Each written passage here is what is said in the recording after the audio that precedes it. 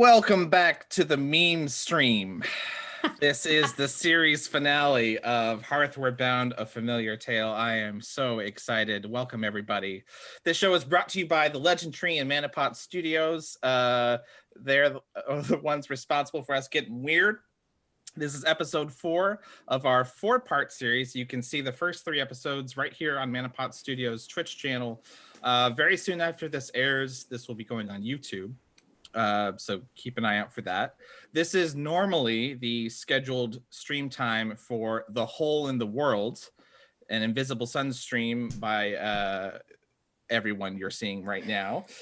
We just took a break on a big cliffhanger. We're going to be back January 17th. Is that the date? Yep. Yeah. Mm-hmm. January 17th, 2021. We'll be back at this time slot every other Sunday at 4:30. If you'd like to catch up on Invisible Sun, we have 26 and a half episodes on YouTube. So catch up with that there. I am Bill, your DM that is relieved that this is the last session. You can find me on Discord at GhostBike. I'd like to introduce my amazing cast, the marvelous Marissa. Please tell us who you're playing and where we can find you on the internet. Hi, everyone. My name is Marissa, pronoun she, her, and I go by Critical Kitten with a variety of punctuation here, there, and everywhere on social media. I am playing the Aloofy Floofy Silver Snow Cat, Aletheia, and her Azamar Druid companion, Polaris, Warden of the Arctic and Stellar Cartographer. Thank you. Aloofy Floofy is my favorite. Moving on to the breathtaking Marcy. Please tell us who you're playing and where we can find you on the internet. Hey y'all, it's me, Marcy. You can find me most places around the internet under the username Experimental Madness, except on Twitter, where I am and will continue to be your cryptid under the name Marciful. And today I'm delighted and sad to be playing for the last time the tiniest, teeniest murder bird, Hoot the Pygmy Owl, and her much more reserved, but I would say getting no less murderous by the second, human druid, Daffodil. Thank you. And moving on to the great Zamino himself, Zach, who is also running tech for me today. Thank you very much, Zach. Who are you playing today? Today, as always, I am Zach, otherwise known as Great Zamino. My pronouns are he, him. Today I am playing Mangolin the Pangolin, my beloved tiny ant eating alter ego. And I am also playing the much larger, much more taciturn, probably a little bit scarier Goliath druid Driakmo, in addition to Mango. Thank you. And last but not least, the wondrous Hopper, who is responsible for creating the world of Jushara. Thank you for letting me play in it. Who are you playing and where can we find you on the internet? What's up, y'all? I'm Hopper. I use they, them pronouns, and I can be found around the internet at Fail Deadly. That's with a 3 instead of an E because I'm a bad person. And occasionally I put stuff out and content for mostly 5e D&D under the Legend Tree, like Bill just said. And today I will be playing the small and gregarious and fat, very fat raccoon Flake, and his honestly small, unfriendly, violent druid Fia. Yeah, I'm very excited for this. I am excited too. The big finale, rolling out all the stops here. I want to get in my last thank yous. Once again, thanks to ManaPot Studios for hosting this. I don't know why they said yes, but they did.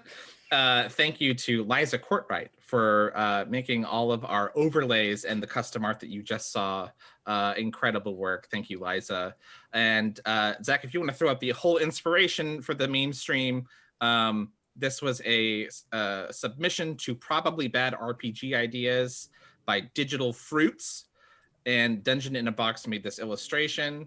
If you want to blame anyone for this, you have their names now. And finally, thanks to Andreas Walters and Metalweave Games for publishing the Awakened sourcebook. It's how we built our characters and took a lot of inspiration for this playthrough.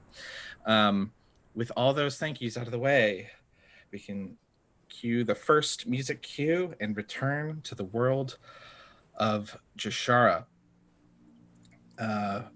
Quick summary, previously on, a meeting of the gods on this remote island was ambushed, and the surviving gods, demigods, and scions were part of some sort of ritual sacrifice, empowering another creature, a 8-foot tall, spindly, black glowing ember creature whose movement and speech is accentuated by tufts of flame.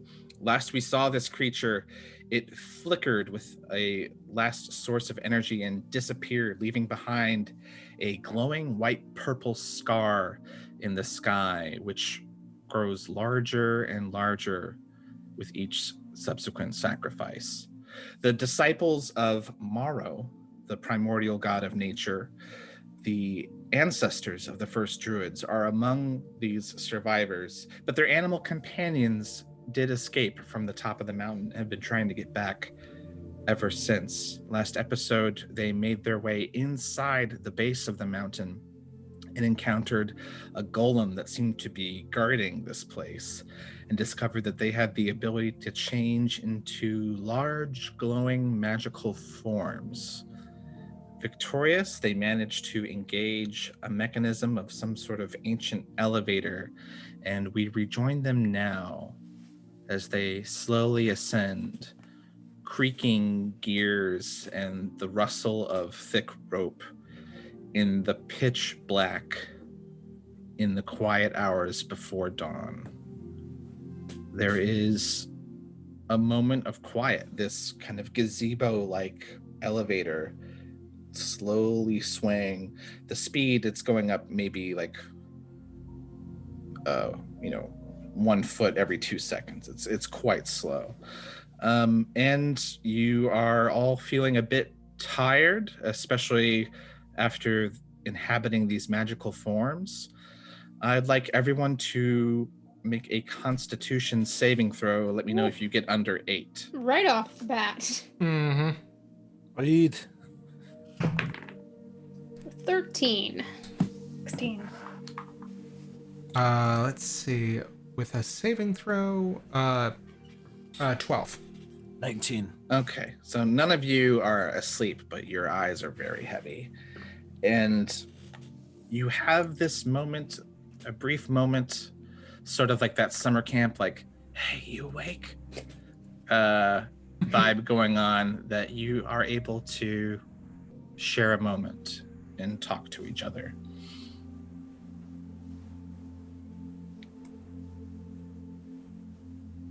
Do you think that does it end? Are we gonna keep going up forever? Flake, you're looking up. This thing has a kind of a gazebo roof, so you can't quite see where this is going. Do you want to investigate? I know. I'm so bored. All right, give me I'm hungry. give me an athletics check. Don't you have a bunch of serpent heads or something? I feel like canonically, if this has been longer than 15 minutes, Flake has already gnawed that raptor head. Head. Yeah, you also Yeah, you this collected is- some serpents. This yeah, has been I had one snake and one raptor. it's been like an hour and a half on this thing so far. Have you turned these heads into like pythons when you start like climbing up? Oh my god. That's amazing. But no, I have opposable thumbs. Thank you. Yeah, if you want to see, you could climb up. There's like 4 supports holding this little roof up. You I could climb believe up I have a climb speed. there. Go for it. Oh, and I just rolled a 17 plus minus 3. Hold on. So it's a 14, but I also have a climb speed of something. Yeah, so your fat butt wiggles up there, and you're standing on top of this gazebo. And how far is your dark vision? I believe 60 feet. Yes. So you can see, 60 feet in all directions around you. You can see that the walls are beginning to narrow a bit. You couldn't really tell before as you were going up because it was just simply too wide. But now you're starting to see the walls, and it seems to be getting narrow as you go up. And as you look up, you can faintly see some stars, and you think that probably in, I mean, not that you know what time is, but in not too much longer, you would get up to the top. Oh, finally. You. Hoot. There's... Yeah, I think Hoot was resting on Mango's back before you just see effortlessly flying up. Because I'm only on this elevator because I'm just trying to fit in with y'all, but I don't need this. So you just see this tiny little owl piece. There's stars above us. Look. How long until we're gone? How long until we're done? Whoa, I can't hear you while you bang on the table. Oh, sorry. How long until we're done? I don't think Hoot knows that without her own check. Would Aletheia be able to hear them Oh talking? yeah, absolutely. At Yeah. the mention of stars, you hear a cat voice coming from like the interior of the elevator. Stars? Did someone say stars? I know much about stars. And I think Aletheia would like to try to climb to the top of the Sure. gazebo. Do you have a climb speed as well? I do, yes. Okay, yeah. Give me an athletics check and don't flub it. Yep.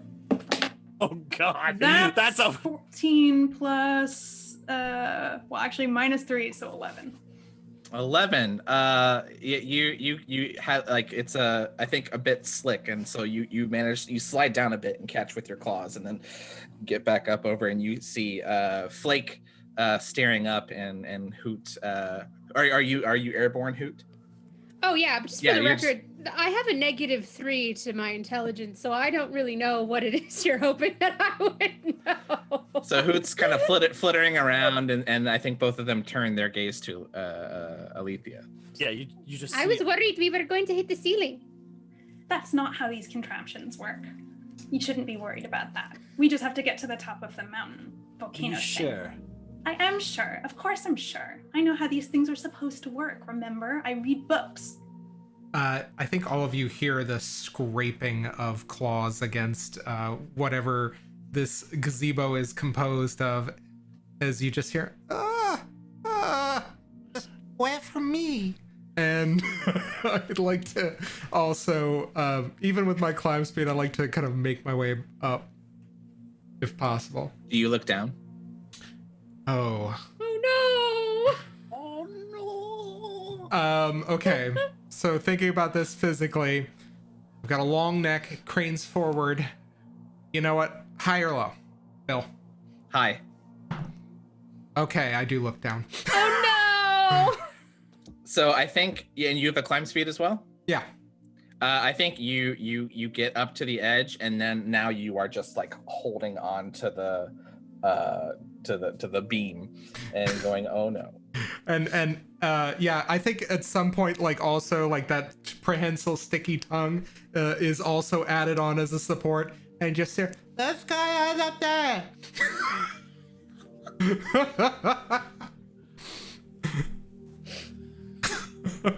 I could fly ahead and see.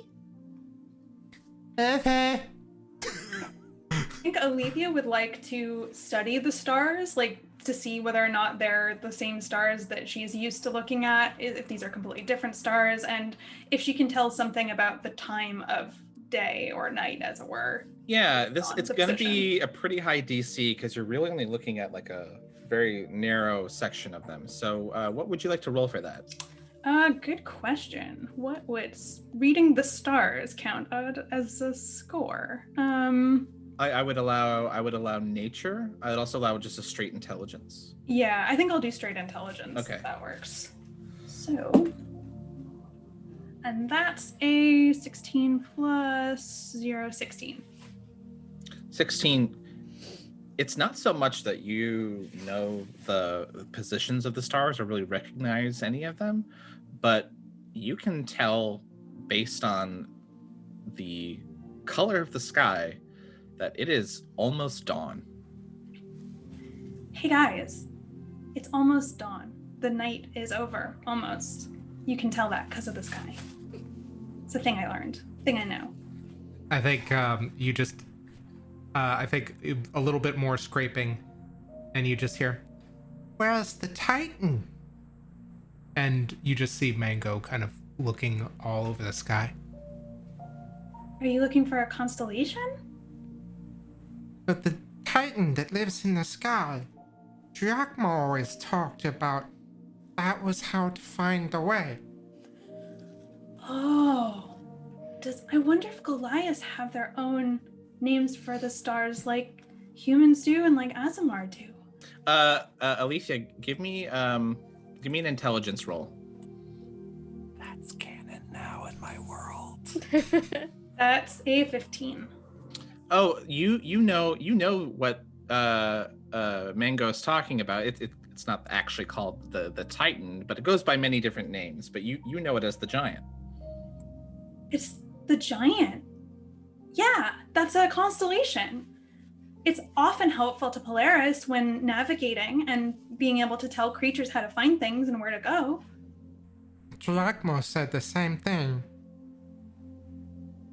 Interesting. The Titan shows the way.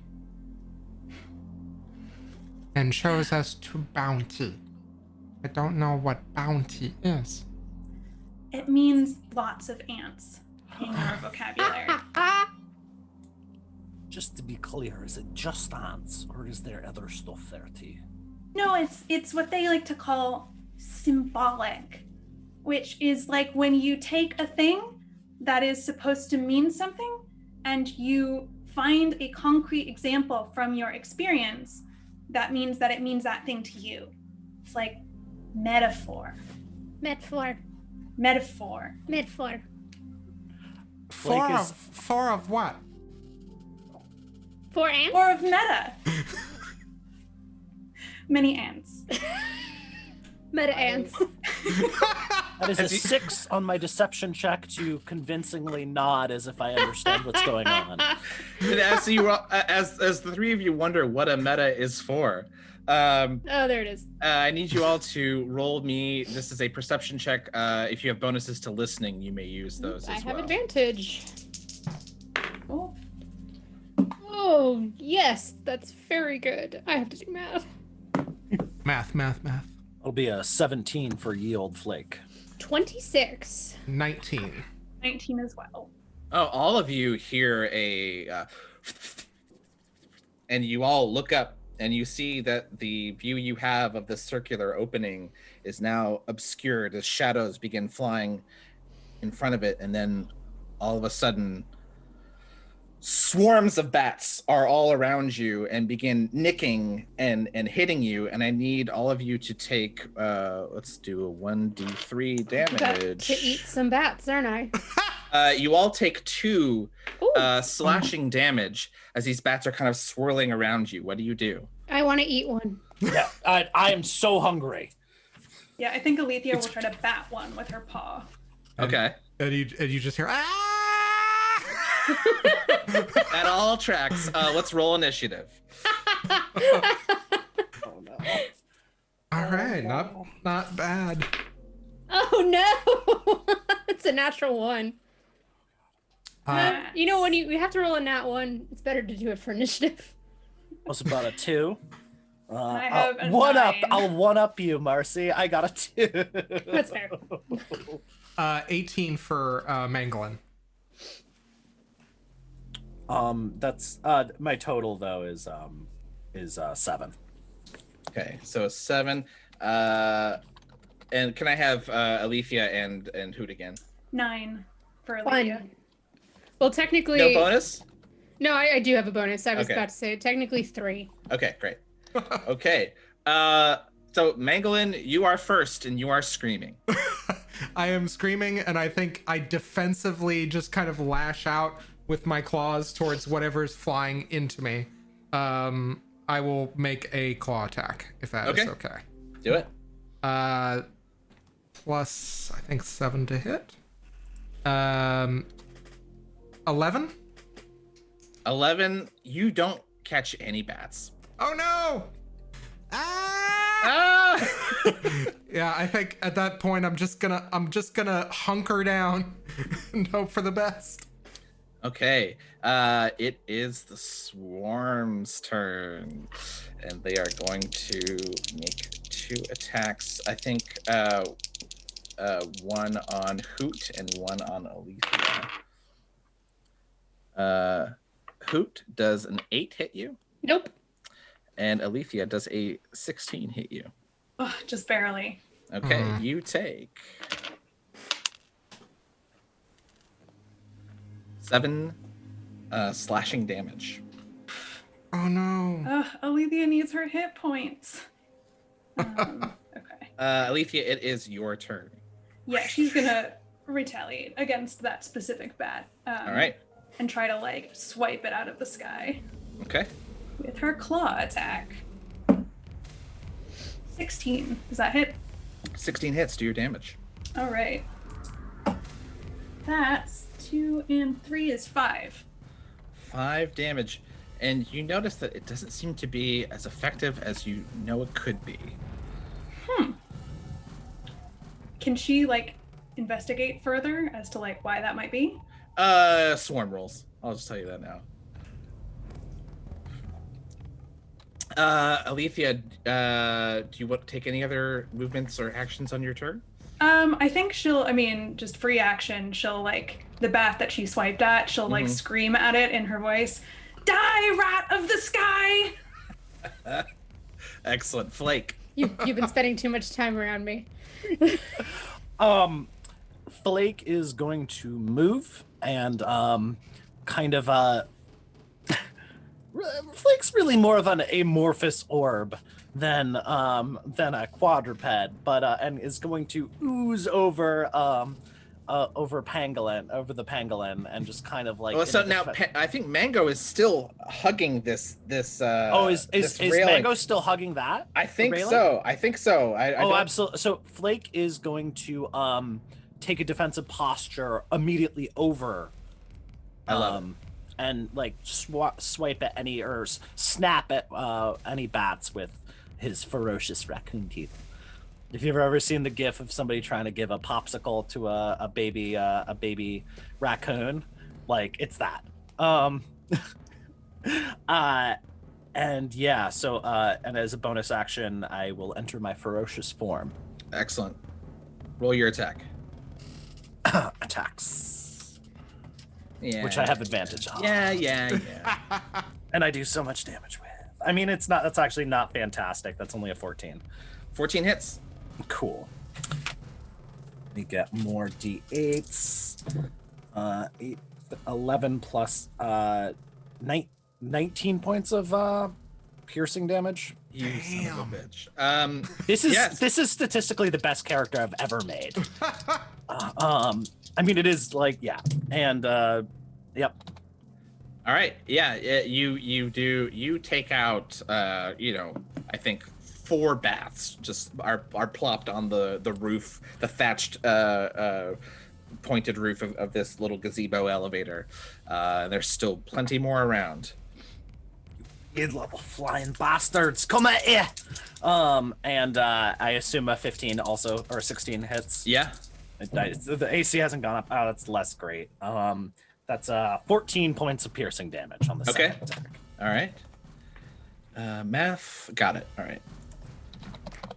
Yeah, you just see like this, like kind of like half over the edge, just holding on with little paws, this flubbery ball of raccoon, just going like all right. at all the bats. That's the technical term, kids. And the action ends, and it is now Hoot's turn. Yeah, while you are stuck holding on to the railings, Hoot is chasing after the swarm indignantly, hates bats. They think they own the night. I do, bitch. One could say you are the knight. Yes, indeed. Yes. And I'm gonna hit a couple of bats' talons out. Oh yeah, I think an 18 will do it. Absolutely. Do it up nicely. That's 2d8. Because I'm a monster. Was almost max damage. Okay. 4. damage. I've got to do math. Hang on.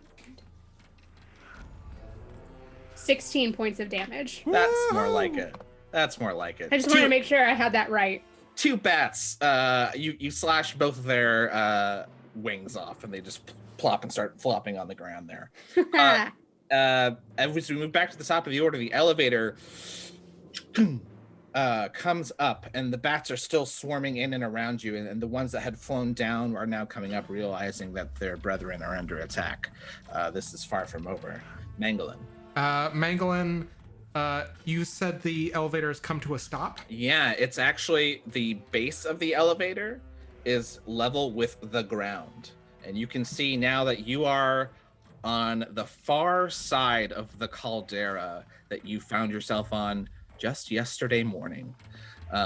So about 2 miles away from the peak that you're at now. And there's just rocky terrain all around you. Okay. So it seemed like, so we've come to a point, on a stopping point. Is there a kind of a clear path, like through path down, off of the platform? Oh, I mean, if you just let go, you would land on rock. Yeah, I think what I am going to do is I am going to bonus action skitter, and I am going to move 40 feet forward off onto kind of like the level ground, and I am going to hold an action, assuming I'm not provoking an attack of opportunity. I think you would. I Okay. think you would, because just bats are all around. Okay, in which case I am going to lash out at the thing that attacks me. Great. Oh, you're holding your action to lash out? Yes. Okay. Well, here it comes. Actually, no. The attacks are coming to, and you hear the roar of the engines as the bats attack. Oh. You guys can hear that, right? Oh wait, what? No, is my Oh mic no, not I that thought you were sensitive? making a Batman joke. I've got Fulton Avenue is just not even taking a rest today. Okay, the bats are coming after the murder machines, which are Flake and Hoot. Does a 13 hit you, Flake? Oh no, that's not me. Oh, no. sorry, I should have put that to you. And I assume a 24 hits Hoot. Yeah, it does. All right. So bats are Can I get a Dying murder machine and- t-shirt? fighting. That is 9 slashing no. damage. Oh no. How do we heal? We used all our short rest dice, so we don't. Oh It's no. okay. Alethea will take her medicine cat training. Now you did all Oh my go back to max HP after the fight last time. Yeah. Okay, Yeah. that did happen. All right, those are the bats, and none of them, unfortunately for Mango's held action, attacked him. It is now Aletheia. Cool. Movement. Is there a way that I can like jump off the top of the gazebo onto the solid ground? Absolutely. I think you would take an attack of opportunity. Okay. I will still do that then. And let's see. Presuming, so do we want to do this in that the bat will follow me down and then get the attack of opportunity on the ground, or the attack of opportunity before I jump? You get the attack of opportunity before you jump. If your intention is to lure a Yes. swarm with you, I will let you do that. Does a 16 hit you? Yes, it does. Okay. So you will take damage from the swarm that follows you. That is another 7 damage. Okay. Need to be healing soon. All right. So I would like to then try to attack one of the bats that has followed me. Yes. All right, and that's a 15. Does that hit? 15 hits. Perfect. Okay, I'm gonna use my killer claw attack again. Awesome. That's a 7 damage. Okay. That swarm in particular looks pretty messed up. Cool. While I'm on the ground, is it possible to try to find? Is there like looking around me like some sort of cover nearby?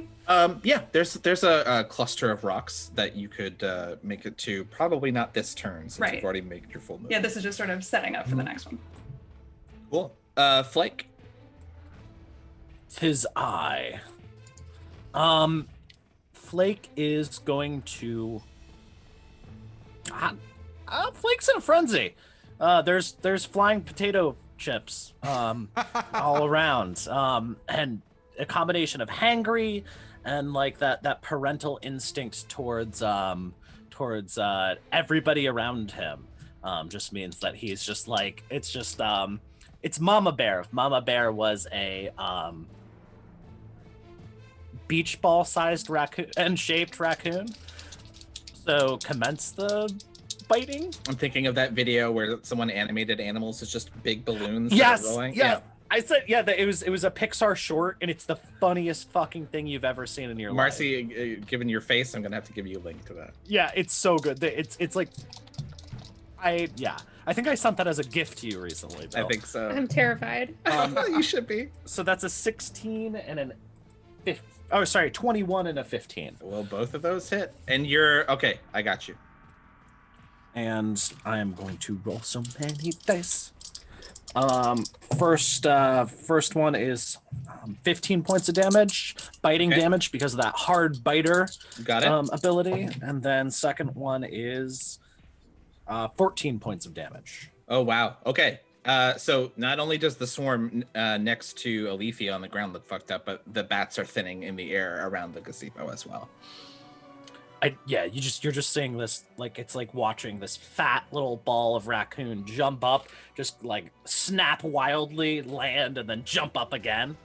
That's horrific. All right. Hoot. You know what? I'm going in again. I'm diving in. Oh yeah, a 15? Yep. Here it comes. Not as good as last time, but 8 points of damage. You land with two bats in each tiny talon. Like you're standing on top of it, like yeah! David and Goliath, like just one leg on two bat bodies.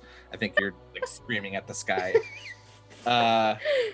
It is the top of the order. Oh yeah, sorry, that swarm is completely dead. Oh hell yeah! Top of the order, Mangalyn. Okay, what does the remaining opposition look like? Focused entirely on Aletheia, which is on the ground now. So we landed kind of towards a similar place. I am going to move and try to interpose myself between Aletheia and the swarm, and I am going to attack whatever is closest to her. Absolutely, do it. Okay. That is 14 to hit. That'll hit. Okay, so improved attack and terrible claw. I believe that is just 8 points. Just 8 points will do it, and whatever bats are remaining are fleeing and actually disappeared down into the hole that you came from. It appears they were returning from hunting. So combat is over. And you go ahead. I was gonna say, you stay away from reading, teacher. He was like, "You are a very capable fighter, Mangalyn. Thank you for your assistance." Aww. So as you all catch your breath, you get to survey this landscape, and it is very familiar looking. It is the slightly red, rocky terrain. You are on one side of a kind of dipping caldera, and you see on the opposite side of you that raised area where you walked up the platform from the portal that you entered, where you last saw your druids. You can see that if a direct line would take you down through the caldera, but that would require climbing down and climbing up, or you could move around. Oh, good idea. Music cue. Let's do Q3, please. So you can see a direct path would take you down and back up the caldera. You could go to the left or the right, keeping on what looks to be pretty level terrain. And it's about 2 miles straight across you could probably, and the sun's beginning to crest, you could probably make it if you hurried to the other side within an hour. For those of you, I guess Aletheia is the only one who knows what time is. And I'll give everyone an intelligence roll, and Aletheia, you can roll with advantage to remember something. Yeah. Oh, nice. Good time for me to roll high. Yep. So that'll be a 15 for me. Okay, what everyone else roll? 17. Sorry. Yeah, no, 17. 13 modified to 11. Okay. Muted? Muted. Honestly, the muted was probably for the best. Okay, I got it. So technically it's a 0. Nice. Hoot and Aletheia, you remember in the chaos of the initial attack, you saw one of the gray skinned creatures with kind of skeletal faces and the flaming hair. You saw one of them bring down the ramp, the natural ramp that went up to this second location. So you know that even if you make it across the peak of this giant mountain, that there is no natural way to get up to the last bit of it. What do you do? But I can fly. See you later. Bye. Well, I think there's a direct path, and it will take some climbing over difficult terrain, but we could get there faster. Hoot starts laughing. Well, you don't have to think about it, do you? Alas, there are no trees on this volcano. Otherwise, I would be able to jump very swiftly from tree to tree. But that's not the world that we're in right now. So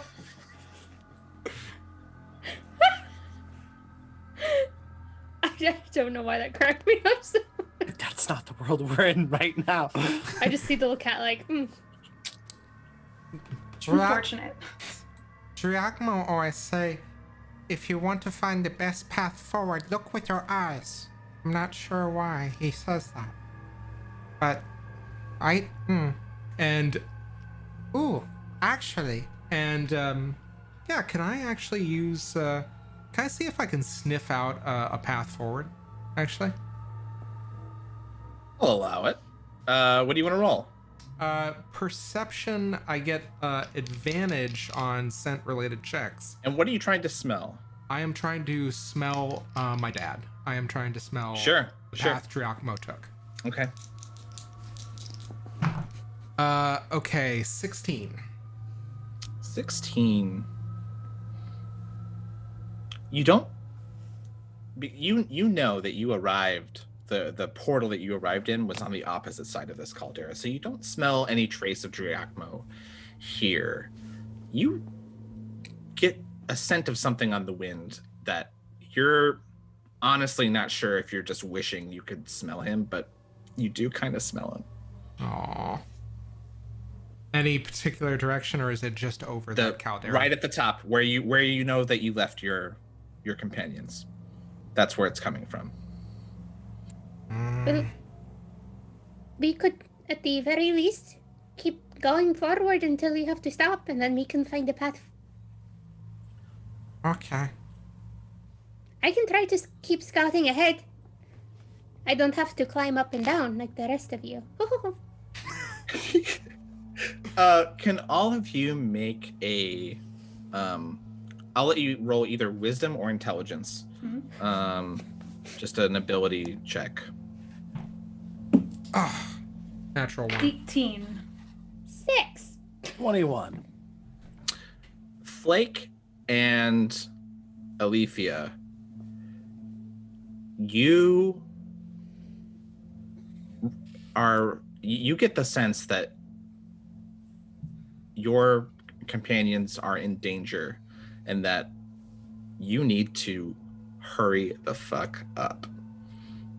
This is especially funny because the reason why I'm headcanoning the reason why Flake rolled a nat 0 on that is that he was busy shoveling bat carcasses into his mouth, just kind of like, and just kind of like sits up with like puffed out like cheeks.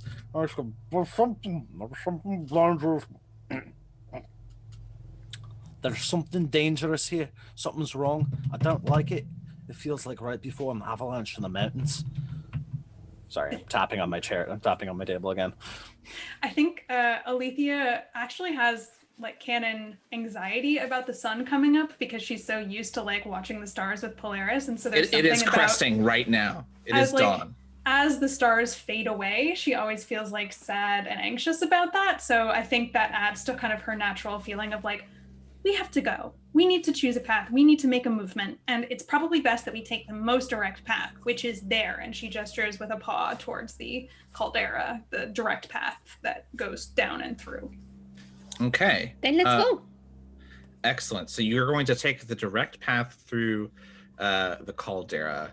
We briefly cut to the druids at the top of the mountain. The sacrifices did not go on through the night. Even the henchmen of a greedy god need to sleep. So they took their rests in shifts. All of the druid companions, if you hadn't already, you have the benefits of a long rest, even though you are still magically restrained. But now that the sun has risen, they look at the last of their captives, 6 druids of Morrow, and begin manhandling and muscling you to the sacrificial altar.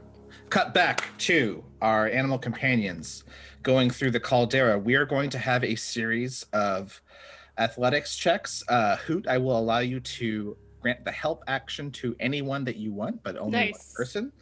And we're going to do a series of athletics checks to see how quickly you make it through the caldera. So give me your first athletics roll. This is climbing down.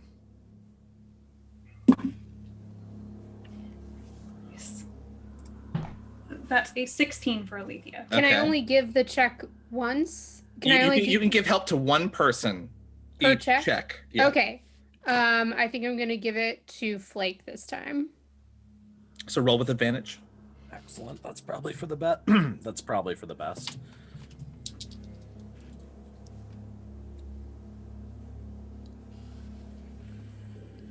With It's not two- advantage? It's not 2 1s. It's not 2 1s, but it's a 2 and a 4, so technically it's a 1 and a negative 1. Oh. All right, we'll take the 1. Yeah, I'll take the higher of the 2, thanks. 19 for Mangalyn. Okay. Averaged out. That's a 12. So I think Flake, you actually lose your footing and like a beach ball, take a tumble, and you'll take 2 bludgeoning damage from a fall. Did we but get a long rest just there or no? You did not get a long rest. Your Okay. PCs did. The animals are wherever you're at. But you're making okay time because actually Flake's tumble meant that he reached the bottom first. And you're gonna have Funny how gravity works. you're gonna have 2 Yeah, always stretches. those say like I'm like a landslide in the mountains. A great deal of destruction, but it's highly efficient. You'll have 2 checks over flat terrain at the bottom of the caldera, and I'll need all of your athletics rolls. Aletheia, you have it this time. Okay. Fabulous. Not kidding. That is 2 natural ones. Oh, God! No! So I'm trying to thank you help for trying. Thank you for trying. But the dice have betrayed me. The dice. What's your total? Well, it's a -2 on both. Oh no. Okay. Flake, My total is 13. Mangalyn. 10. That's okay. So here's what happens. You are making good time across this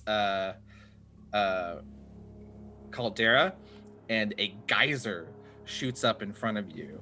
And I need, let's see. I'll say Aletheia. You take 3. Is it like fire damage? Hot Still air. Heat. Yeah. Still heat. Yeah, 3 fire damage, and then you realize that this entire area is filled with kind of hidden pockets of danger, and it's going to slow you down even more. Go ahead and make your next group athletics roll. Decide who you're giving advantage to. I feel like I'm picking between Flake and Aletheia. I think we both have -3s. Yeah. Flake. Somewhat ironically, my beast of a tank is built. This is a Dex tank build, so not strong, just snappy. That was almost as bad as last time, but it's not. That's a 14. 14. 11. So not as horrible. Okay.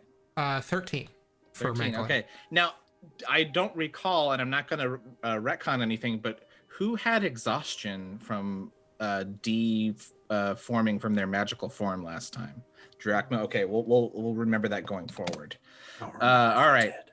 I think it was just the one. I think it's just Mangalyn. Okay, you guys managed to avoid all of the geysers that are blowing. But this is taking a bit longer, so instead of the original 2, you're going to make 1 more athletics roll before you are able to begin climbing out of this caldera. Whew. Okay. And Mango, you now have disadvantage on checks, right? Yes, I do. Yeah, you get the roll regularly. You got it. Thank you. And that's a natural 20. So all the luck balances out, apparently, when it comes to And athletics. so that's an 18 for you then, or a 17? 17. Okay. Yeah. Grateful for that. 8 for Mangalyn. Okay. A 9 total for Flake. Okay. No, you still managed to make it, no problem. Now we are climbing the caldera, the last bit. I don't suppose we get advantage because we have climb speeds. Yeah, I'll let you. Yeah, all the characters with climb speeds roll with advantage. And I'll roll straight. All right. And Yeah, I'm gonna give you that advantage. Yeah, then That works out. That makes sense. Oh my god, that's so good. I rolled an 18 and a 19, so 16. 16. Nice. 9. 9. 12. 16 for me as well. Excellent. You guys make it up, no problem. And you're maybe a bit breathing heavy. And Hoot has been. Hoot, how have you been encouraging this whole? What does it sound like when Hoot is encouraging and guiding people? Climb for your lives! Do it! I'm imagining like a drill sergeant, just like. I'm incredibly gentle and empathetic and compassionate. No. It's very much just like, dig your claws in and hoist your fat bodies up these mountainous walls, you earth crawlers. You are all maggots to me. You are like bugs in the dirt. I think I could fly there faster. I think at some points you just all of you just hear ting ting whenever Hoot just pecks off the plates of Mangalyn. I feel like we're all from Ed, Edd n Eddy, and it's like the 3rd time that I've felt this way in this stream. Oh my god. Hey, go ahead. Oh. Warbler Wren, you darling. And we got raided by the Miss Oh, Awakening. dear. Yeah. Thank you. Thanks so much. So you find yourselves breathing heavy at the edge of the caldera. It's been the better part of an hour, and you see off maybe 100 feet to your leftish the remains of the giant, for lack of a better word, Stargate portal that was destroyed when the dragon was brought through it. And not far from there, the path that brought it up, that you remember walking up just 24 hours earlier, is collapsed. And there's a big, I would say it's probably about 60 to 80 feet of, missing bridge to get you to that area. So imagine if you were looking straight forward, you're seeing the raised area that you're trying to get to, and off to your left is the path that it would have taken you up. What do you do? I can try to scout, if possible, to find a way up there, because I can get there. Mm-hmm. It feels reasonable that I could maybe try to look for a way that Sure. the people without wings can also get Sure. there. So you are looking for the best way forward for your buddies. Are Right, you like also some kind of land bridge or something. okay? Are you taking a look at the top of the peak? I feel like it's inevitable if I'm flying up and around that I would also see this. Okay. So I'll say that holy shit, lots of gifted subs. Thank you for those.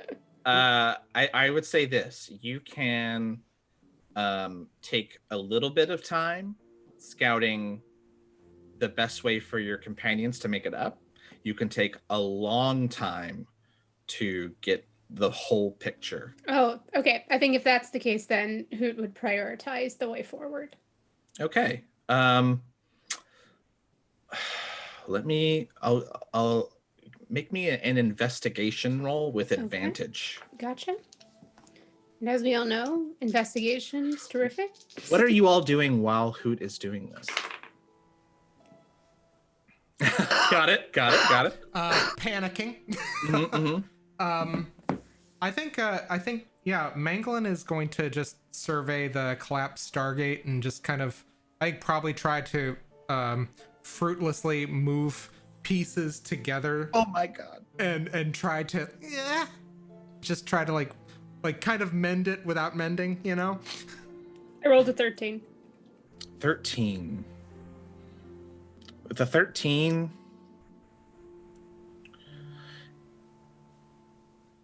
you think that, and it's really hard for you to put it in to think about this, because every time you're trying to think of a solution for this, you're like, and then I'll fly up to, oh right, can't fly. I don't really use the legs too much, except for killing.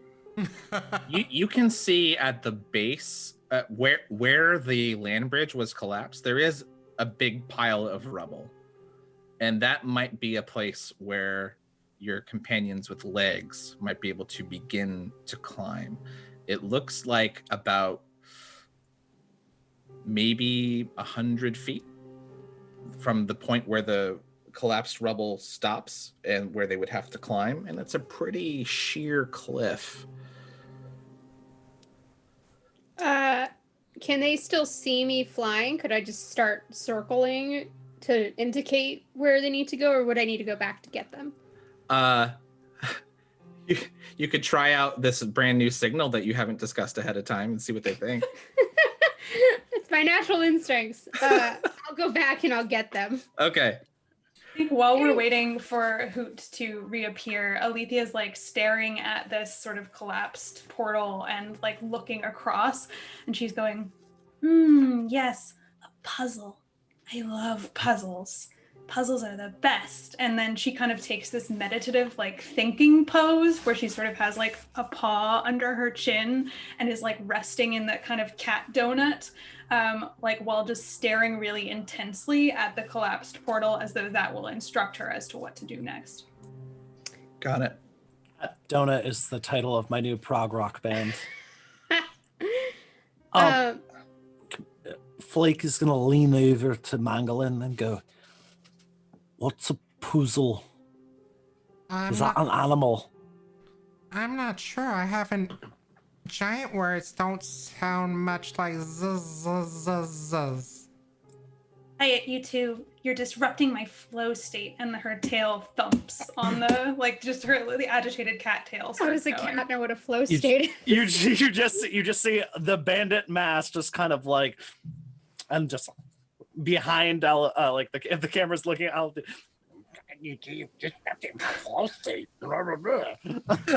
That's so it's good. something Polaris gets a lot. I have learned to get flow states too. In the middle of this conversation, Hoot returns and shows. I found it. I found it. There's a pile of rocks that you will need to climb up. But yes, it is there. Yes, you can do it. You will have to do it. You can make your way there. It's a little bit of, it takes a little bit of climbing just to even get there. And you get to this place, and some rocks, as you're stepping on them, they are loosen and crumble and fall. And you get to the point where it becomes a sheer drop, or a sheer cliff rather. And those of you with climbing speeds can make checks at advantage, and I think Hoot, you can also, as before, grant your spotting for good handholds and footholds. Does everyone have a climbing speed? I think so. Yep. Okay. Can I give double advantage to somebody? Well, I think because we have an exhausted pangolin. I think that's where that would go. Yeah, I will tell you this: they do not stack. It cancels out each other. Correct. Yeah. So, well, your exhaustion is canceled out by your climbing Advantage, speed, but I can and then actually Hoot can then give give you you advantage. advantage. Oh, hell yeah. Well, that's Yeah. it. There you go. You Look, can't have double advantage. You cannot. I would. You can, but that's not double advantage. One is canceling out the other. No, sorry guys. Oh, then I can't actually help anybody here. Fair enough. I'm gonna say, since I'm DM, that totally happens. Everyone's running Fight with me, the Jeremy Perkins. Okay, all right. All right. Take the Bill. advantage, Shots damn fired. it. I'll take it. All right. Please don't. Actually, you're very lovely. Natural 20. There it is. Well, That's that's the what power I'm of saying. friendship, baby. That's a 12. Friendship. 12. Mhm. And Flake? 13 minus 3, 10. Oh, okay. So Mangalyn is like taking this to like a fish to water. I'm gonna say, Mangalyn, you move 50 feet instead of 40 feet this turn. And Flake and Aletheia, you managed to make your 40 feet. And then before you're able to make your next move, a shaft of purple light lights up the sky, and you see a beam enter into this, what you hadn't noticed before, this scar in the sky. Hard to tell, it's pretty high up, just how big it is. But as the light goes into it, spiraling into it, it seems to get just a little bit wider. Go ahead and make your athletics rolls. The cliff is 100 feet tall, and you're 40 or alternately 50 feet away. Okay. I'll take that advantage again if it's okay. Okay. Natural 20 again. Woo-hoo! Okay. All right. Everyone else. I actually got the exact same score, so 12. Okay.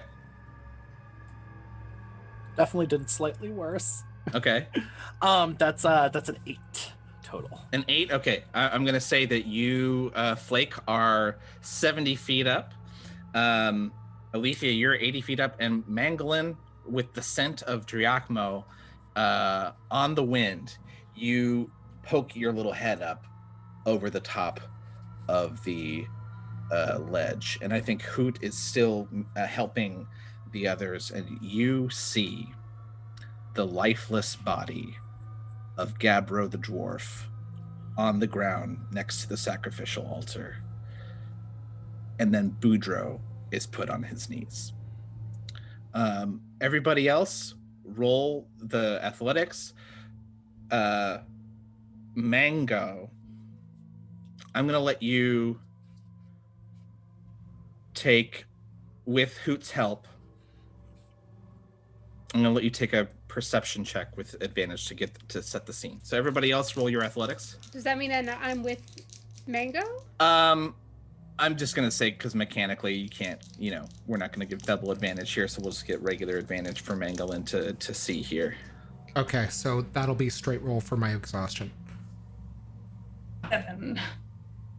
20 not natural. Love it. Flake and Aletheia. 7 for Aletheia. Okay. 10, not after. That all works. Even though Aletheia, your roll wouldn't have got you your full climbing movement, you all managed to take it here. And Mango, you have the lay of the land.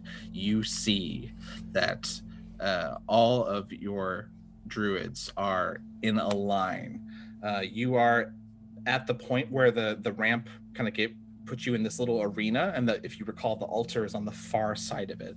So I'd say you're about 80 feet from the altar, and your druids are lined up, and you can see that they are restrained.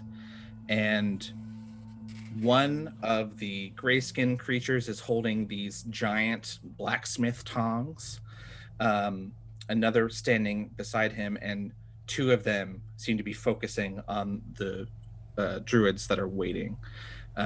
You can tell that you have not been noticed. All of you are free to act. Sounds like it's stealthy kitty time. God, I just want to swoop down in there and knock the tongs out of that Ganassi's hand, but I'm not sure I can do that. How often do you get your terrifying hoot? It's only once a day. Okay, so here's an important question for what I do. Where is Driacmo in the line? Driacmo is first, after Boudreaux, who is currently on his knees. Okay. I think I'm going to create an opportunity. I'm going to just say behind me, I'm so sorry. And I am going to skitter and dash as quickly as I can towards my dad. Straight up, like no stealth. Well, you're making a scene. That's your goal, right? I think I want to create an opportunity for the rest of them. Great. All right. So that happens. I'm going to wait before I do any reactions to this. What do you all do when you see this happen? Super important question, even though I know we're not tracking the druids right now, Mm-hmm. but I can't remember. Does Daffodil still technically have one arm off the chain, as it were, because it's not really attached to her? This was it is now. They saw your restraints after Stragos jumped off the cliff. They investigated you closely, and your arm is now detached and tied behind you in a further restraint. So you are, yeah. Cool. Just checking. Fine. So animals, give me all of your moves after Mangalin's Leroy Jenkins, and I really want to go see... in there and knock the tongs out of this person's hand. Okay. Okay. I know that's nuts. What's your fly speed? 60. Okay. Can I get a reminder of what the druids are bound by? You don't know the druids know that whatever is binding them, it's magical in nature, and that none of the attempts that they've made to get out of it have worked, and the attempts that they have made, the restraints have started burning them. So here's another question. Do you think that Flake does Flake understand how that stuff, when we were fighting the large stone creature, mm-hmm. Does Flake understand how that happened? How what happened? We got big. It seemed to happen when you... Oh, I think our images are loose. Yeah, let me see if I can Oh fix no, what that. happened? Sorry, guys.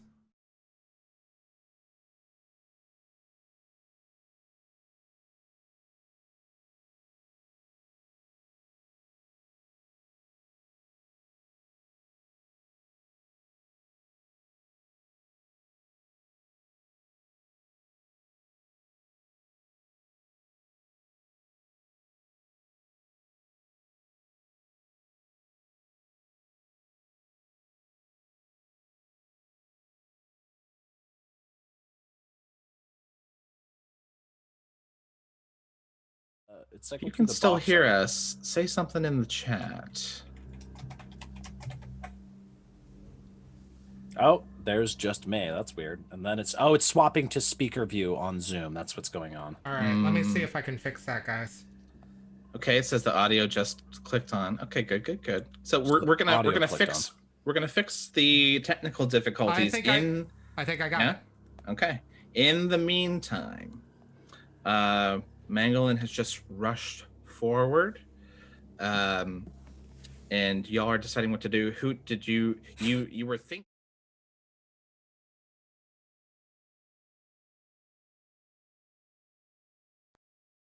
And it seemed to now we have Now we have lots of now we're heavers back. talking. I think we're good. Chat, confirm all is good. You saw you know that it was when you touched each other, that seemed to trigger it. All right. Aletheia, what are you doing or thinking? I think as the other two just sort of like run and like make impulsive moves, Aletheia thinks more slowly about things, and so she's like taken off guard by the fact that there's just been like a sudden decision to rush things. I haven't gone anywhere. Okay, so it's just Mangalyn at this point. Okay, so it's just Mangalyn that's actually like rushed. So I think she's like fairly startled by that, and like quickly exchanges a look with like the other two, and like is going to try to say like, I think we should try to sneak. I think we should try to get to our druids. But quietly. Not like that. And she looks like worriedly after Mangalyn. Well, I am a master of stealth and the arts of being sneaky. I think Twig literally, or not Twig, Flake gives Wow. right. It's been a week, y'all. Twig will be back on the 17th of January, 2020. Flake gives like little doesn't know what this means, but the arts of being stealthy. Hoot's never heard of that. Has no idea what stealth is. I think that we should fight. I don't know what those snappy little things are, but I don't like them. So I'll let you take this brief exchange for free. What do you do? Flake was about to poke Aletheia with one raccoon claw, but will not. And I do have a pretty good stealth, so we'll attempt to get to Fia. I think, Aletheia she'll kind of just say, two-pronged strategy, and look at Hoot. If you want to go fight, go fight. And then look at Flake. If you want to come with me, come with me. Yeah, with my 14 HP, I'm gonna try to knock the tongs out of the Ganassi's hands. What's a prong? We don't have time for this explanation. So if you're sneaking, you think that the sneakiest way would be to go along the top of like the stone bleachers and come around. So that would be, it's not 80 feet would be direct. This is going to be about 100 feet of movement to sneakily get there. And you start moving that way, both you and Flake. Does that sound about right? Aletheia will, yeah, for sure. And then Hoot, you were flying in? Yeah, I'm gonna try to, if they're gonna try to sneak our druids like away, I'm gonna help Mango essentially with a big loud distraction and maybe get these nasty looking pincers away. Okay. And Hopper? Sneaking as well. Okay, good. If they're making a loud noise, does that give us advantage? I'm good at loud noises. Before we do that, I'd like all of your druids to roll perception. Ooh. Mm-hmm. Druid character sheet. Pull up the druid sheet. Yeah. Okay. Perception. Here we go. I was cocked. Oh, not great. Still the same thing. 20. Not natural. 16. 9. Also 9. Fea and Daffodil, you hear and see the yell from Mangalyn and Hoot behind. Driachmo and Polaris, you see your companion, the companions that are sneaking. and you have the whole picture. And we are going to roll initiative. Roll for your druids, and your animals will take the same initiative. Okay, great. Awesome. I think that's Okay. that actually penalizes me, but okay. Oh, well, that's a nat 20 though. So 14. Okay. That's a 7 for me. Bust out the big spells now. 10 for Drachma. Okay. Why did I do this to myself?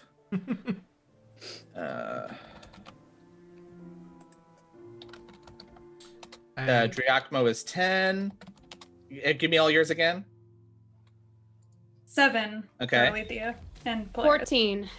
23 total for Fia/Flake. Okay. Fia and Flake, you are first. So we'll go druid animal. Druid animal. Yeah. Fia Whenever is you're first. straining. Well, I guess I can. I've seen Mango before, Yeah. and obviously I've seen Hoot before. Yeah.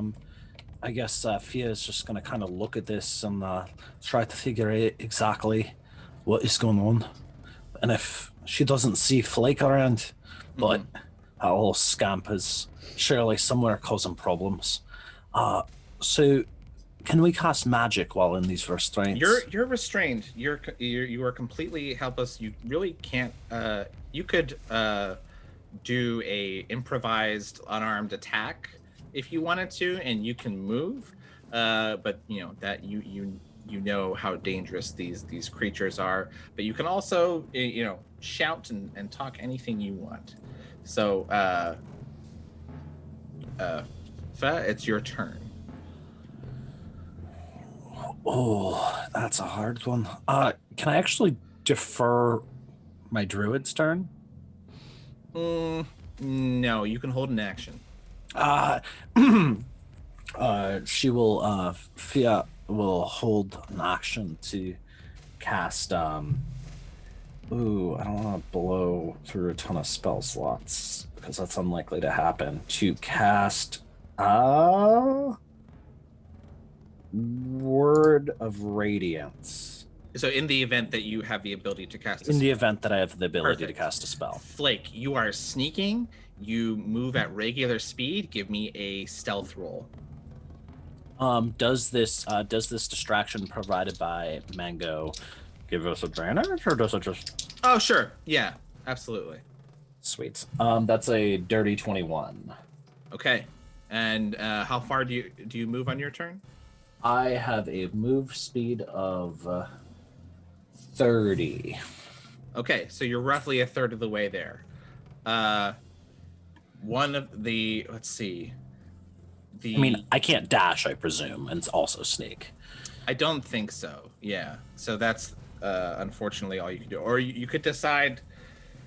No, yeah, you took your action to be stealthy. Yeah, be sneaky. Okay. So the creature holding the tongs looks up and sees these creatures and is a bit bemused and doesn't really know what to think. It doesn't see this as a threat. Sees a weird, doesn't even know what a pangolin is, and a little speck, too small to make out, flying, making noise. Coming And- at you. Kind of stands there holding the tongs, like, and then like looks over at his buddy standing next to him, like, what? It is Daffodil's turn. Awesome. I feel like if she sees her little baby, her little murder bird coming, and I feel like they're in tune enough that she's seeing this little speck coming across and making a beeline for the for those blacksmith tongs. She's like, oh, good lord. That little bird doesn't have nearly the strength to knock those things out of that creature's hands.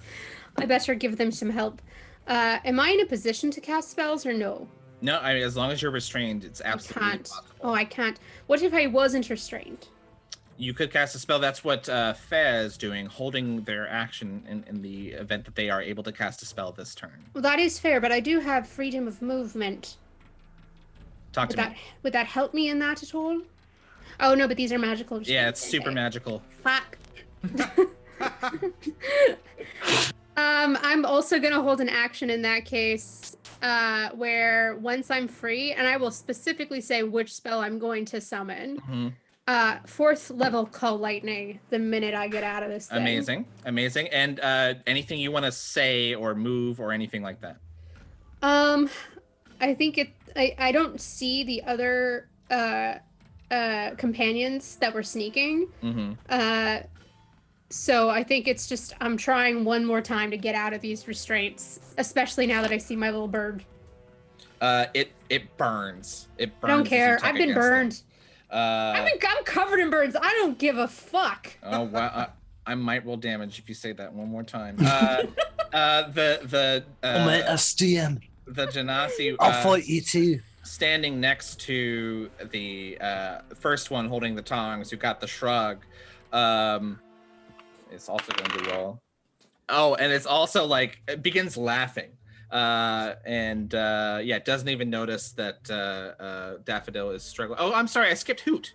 Yeah, you did. I did. Coming in hot like a fastball special. Here comes Hoot. So your flying speed is how far? 60 feet. 60 feet. So you are okay. You can make it to Tong's guy. So I'll draw that back. Go ahead, Hoot. I want to take this person by surprise. And I'm basically just trying to throw my whole body weight into the thing and just knock this thing out of their hands. I don't know what it is, and I don't like it. Or at the very least, like, claw their eyes out. Opposed strength check. Great. All right, let's do it. Aren't you canonically smaller than a baseball? Oh yeah, no, I can't do this. There's no way that I can. You're like racquetball size. So let's see it.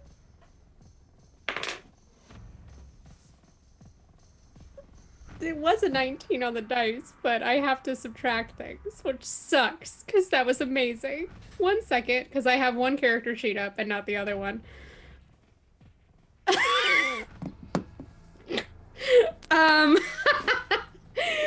It goes down to a 15. This creature rolled a 2. So here's what happens. You smash into its nose like a bird that flew into a window, and it's so shocking that he drops this thing, and Boudreaux is no longer in immediate danger.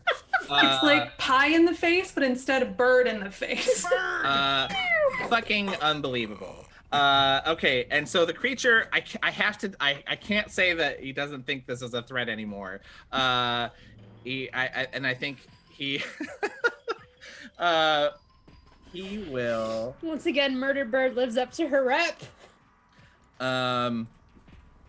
He will take a look around.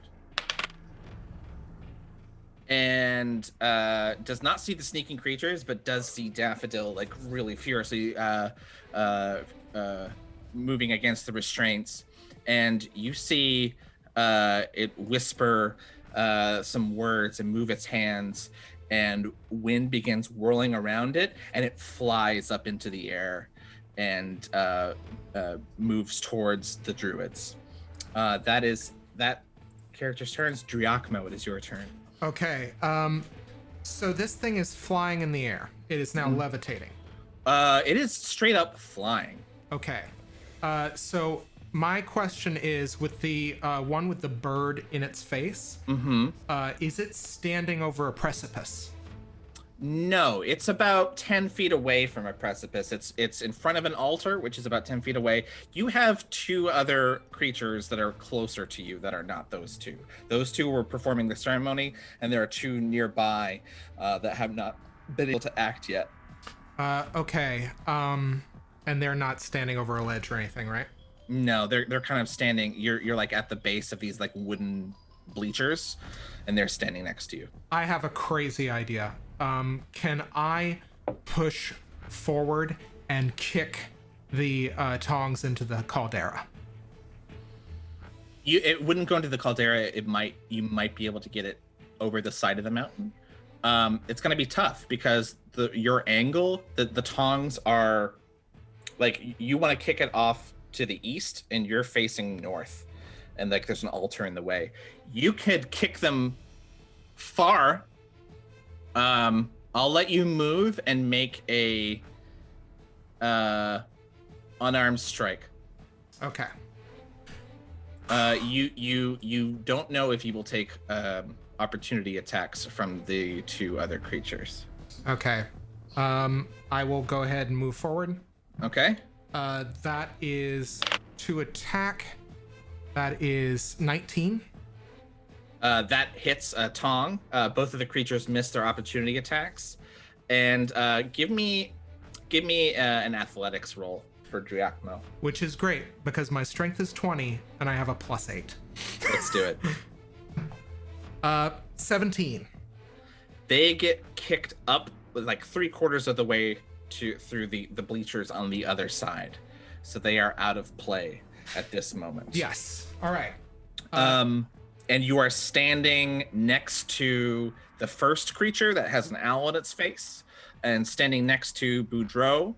So, oh shit! I need to roll initiative for Boudreaux. They Boudreaux on their knees, and they're a creature on the other side of. So, the one that was holding the tongs. Beyond them is the other creature, and you just ran past 2 other creatures. It is now Mangalyn's turn. Okay. Mangalyn, I think seeing his dad move forward and do something like that, where are the restraints? Are they behind his... Okay. Mangalyn is going to move forward and swipe down to free his dad. You moved how far on your initial dash? 40 feet. If I double dashed, it would be 60. Okay. Mm-hmm. Yeah, so you can move another 40 feet and do that this turn. Go for it. Awesome. Yeah. Do I make a attack roll? Yeah, make an attack roll. Okay. Natural 1. Fuck. Oh, you don't make it to him. You're like, Dad, and you just go right past him. So you're on the other side. You're standing right next to the altar. Oh no. And Boudreaux says, "Will somebody get these damn restraints off me?" and hops up to his feet and kicks the one that doesn't have a bird in its face, kicks it in the shins and hits and does 4 bludgeoning damage. Oh, sorry, no, that guy's in the air, so he kicks the guy with the bird in his face. I'm gonna need Yakety Sax to start playing now. It might. It is. That was Boudreaux's turn.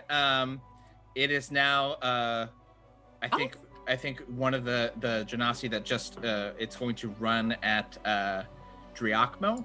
Mm-hmm. And get in your face, and it's going to cast a spell, and you see it kind of put its hands together, and a explosion of white and blue, and all the area around this creature is now covered in ice. It is now difficult terrain. Mm-hmm. And you see its eyes kind of flare up. That is its turn. Same thing. The creature, this one is a bit stockier than the others. I think it sees that Daffodil is struggling and moves forward and tries to put a hand on your shoulder after it again does a movement with its arms and puts its fists together, and the ground shakes a little bit, and you can see its eyes kind of flare black a little bit, and those of you its skin becomes a little bit rocky. Polaris, it is your turn. Okay, so for her movement, I think based on her having seen what the terrain looked like behind them when they were marched toward where they're now restrained, she's going to endeavor to kind of move her restrained hands that are behind her back towards wherever it would be more advantageous for Aletheia to access them, knowing that Aletheia is sneaking and coming. So like, you know, either feign tiredness and kind of like slump down to get on Aletheia's level. I love that. Yeah. Yeah, so you do that. Do you say or do anything else? I think she will prepare because that was her movement, she will prepare a hold action as well, which is to cast the spell at level 3, Moonbeam. Okay, if you can get out, it is now Aletheia's turn. You are you moved last round sneakily, I think. And did I say that, Flake? Did I give you movement last round? I didn't. I don't think I did. So you move whatever you move. You move 40 feet. I have a 30-foot movement. 30-foot movement. So you move 60 feet. You're now 40 feet away from your tied up druids. And Aletheia, you may roll stealth with advantage to get up next to Flake. And I have proficiency in stealth from my Prowler skill, so that is 14 plus 8, math 22. All right. None of the baddies are the wiser, and you are less than a full movement away from your dudes. Back to the top of the order. It is Fa. So restraint's still problematic. Still in place. So where are the two? Like how many enemies are there? There are 4. One is 60 feet in the air. The other has a bird in its face. The other one went up next to Driakmo, who moved forward to kick the tongs, and another one is standing next to Daffodil and nearby to you. Okay. Fa would like to, if I can't cast magic, she's still a right fucking savage. So she is going to go after the one that is going after Driakmo, if possible. And she would like to attempt to trip it. Do it. I have no idea. Am I grappling? A trip attack is someone who knows more than D&D. It's like Honestly, a shove attack, right? I run so much. I think Yeah, it's that's a shove contested- attack. It's a shove attack. Contested athletics, probably. Like that's. Yep, it's contested athletics. So this is the one standing next to Driakmo. All right, we got it. Yes, athletics with my plus my that's strong showing at +0. At least I don't have a -3. Pretty sure that's gonna work. What you got? 19. Beats a 13. So you move up, and I'm actually gonna have you roll. Well, no, it's only difficult terrain. So you step gingerly over this icy ground around this creature, and you knock it prone. I'm gonna say that's your turn. Flake, you were 20 feet away from Fa, but now that they've moved forward, you're about 30 feet. So you see Polaris like leaning down on the ground. You see Daffodil next to another Genasi creature, and then you see Fea and Driakmo up near the altar. Is the one that's going after Daffodil directly threatening her? Looks like, yeah. Can I run and jump and try to bite the restraints? On Daffodil? Mm-hmm. Absolutely. All right. Give me an attack roll against these magical restraints. Well, yeah, so bursting from cover, you just see running and then dramatically slow motioning at the camera, just this fat fucking boy, this round boy flying through the air, jaws open. That should do it. At least I'm gonna hit it. What'd you roll? 24. Restraints are shredded. Well, you know what that means. Oh, which automatically triggers. That was a held action last round. It's top of the order. It's top of the order. Yeah, unfortunately. But that is good shit. It is now. I have 2 attacks. Oh, what happens now? Hint attack. I can't get to Polaris, right? Yeah, you can. I can. They're right next to each other. Oh, absolutely. Despite the fact that, like, not actually, like, knowledgeable, Flake does have an 8 intelligence. Shockingly smart. So that's a 21. Gone. It is now the creature with the bird in its face turn, and it is pissed. It's going to send a scorching ray. Oh, I'm gonna die. Let's see. Range spell attack. Oh, that's so much. That's 3 attacks. It's an 18 hit. Yep. Another 18. Ooh. And a 6. The 6 will not hit, Okay. but I'm gonna be out. How much That HP do you have? is. How much HP do you have? 14. You have 1 hit point left. You take 13 points of fire damage. As this thing steps back and just like shoves its hands at you, and you get roasted. It does not feel good. No, And But now I look like my companion.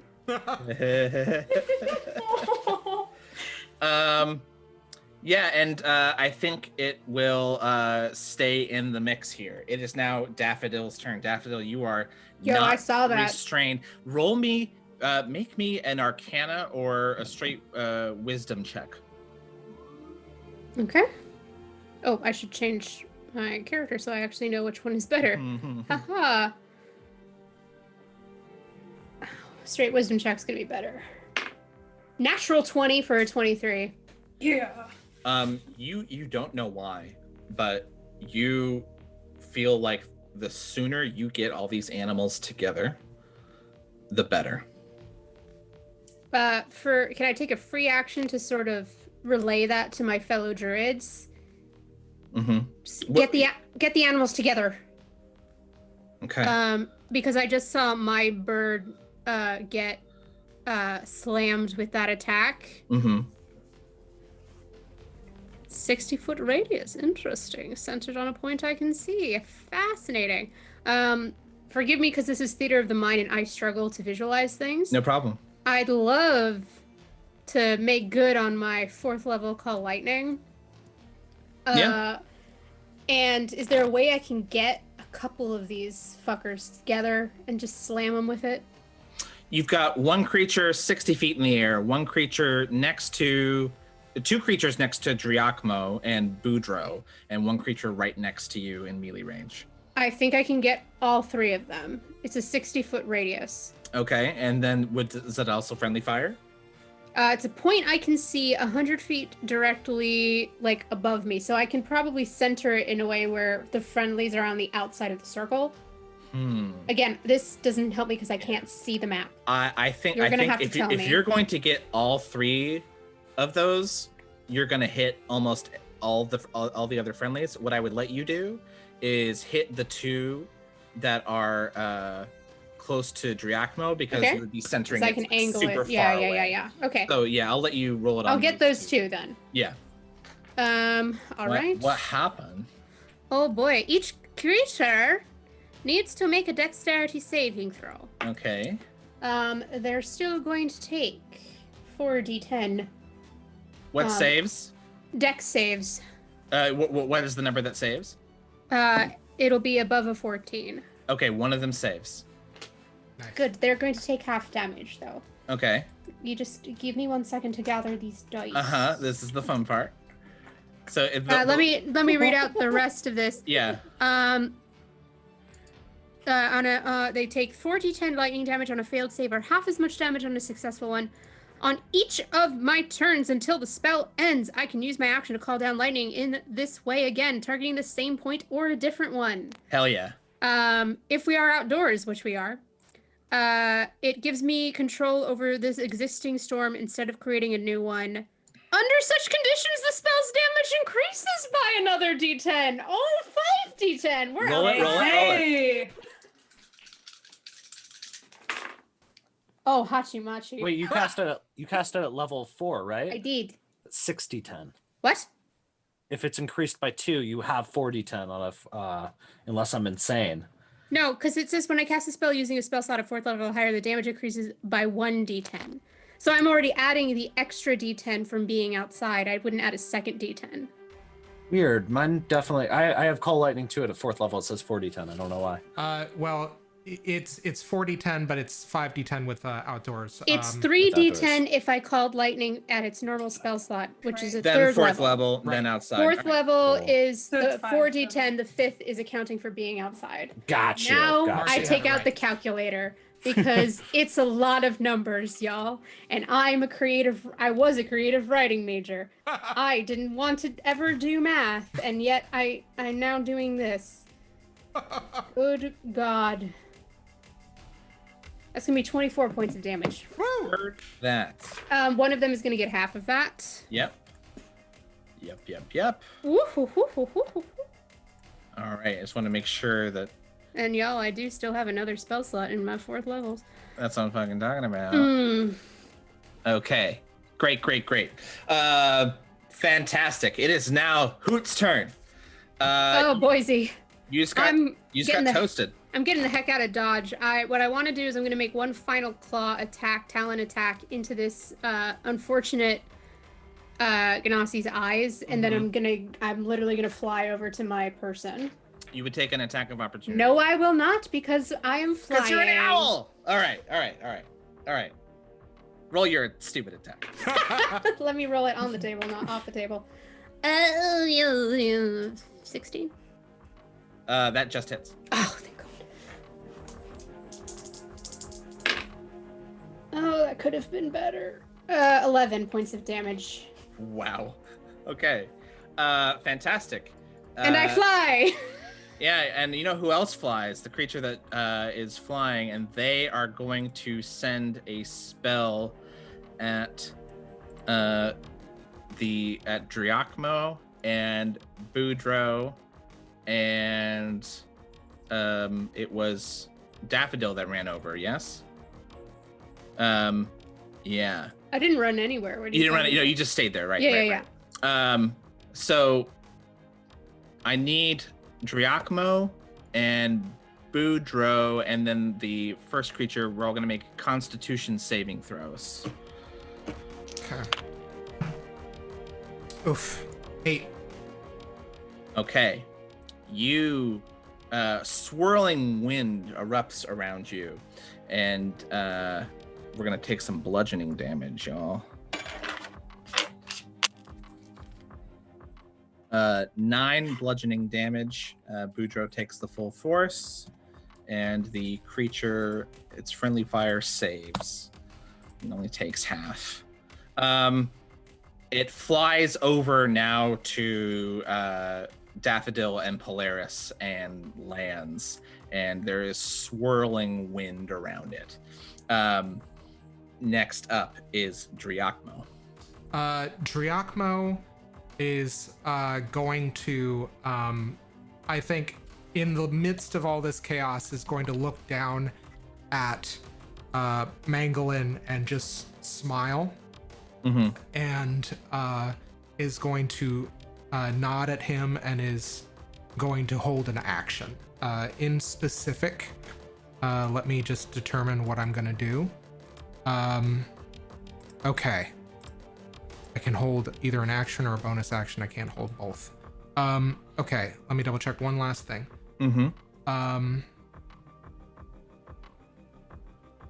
Okay. All right.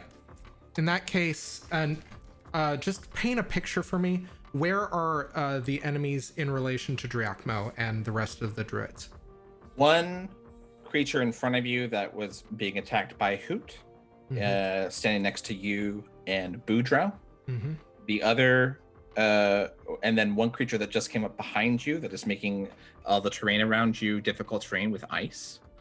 And now 2 creatures next to Daffodil, Thea, and Polaris.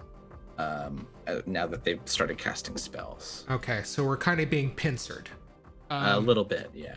Okay. You're kind of aside from the rest of the group. Okay, so what I would like to do, as long as it's a continuous pass or under the ground. Okay, so what I would like to do is I would like to hold Wind Wall. Hell yeah. And such that it basically encircles around all of the druids and interrupts any kind of line of attack between them and the Genasi.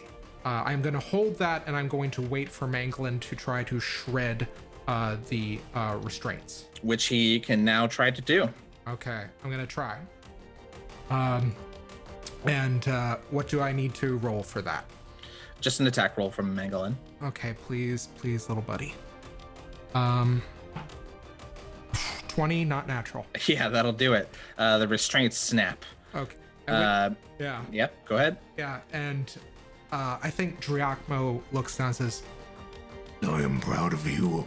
And stands up, looks at all of the Genasi and says, Ushalta. And the wind wall erupts around them and around all of the druids and interrupts all of the Genasi. I would like all of them to make a strength saving throw.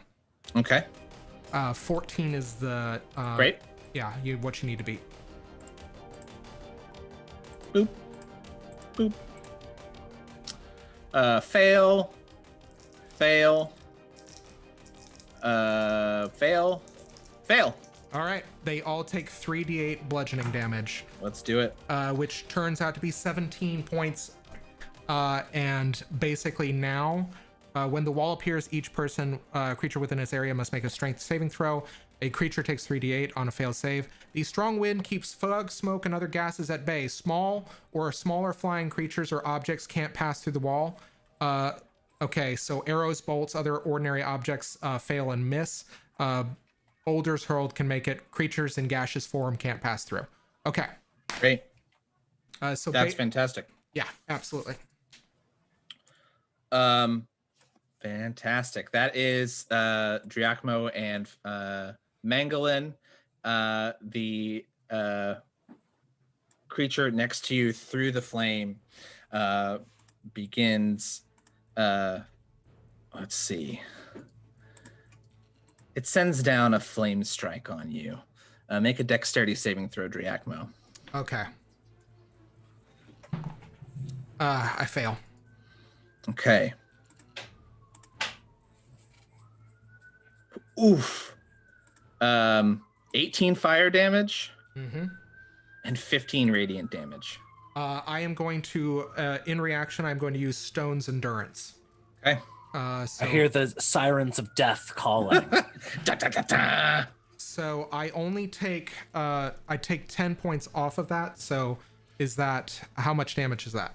Oh, sorry. I forgot what I said already. That was, I think it was 18 plus 15 minus 10, 23 all day. Okay, so I need to hit a 12 to concentrate on the spell. Okay. Okay. 15 on the die, so I'm fine. Okay. There you go. Wind wall stays up. All right. So that was that creature. I believe the only druid that's still restrained is Fea. Is that correct?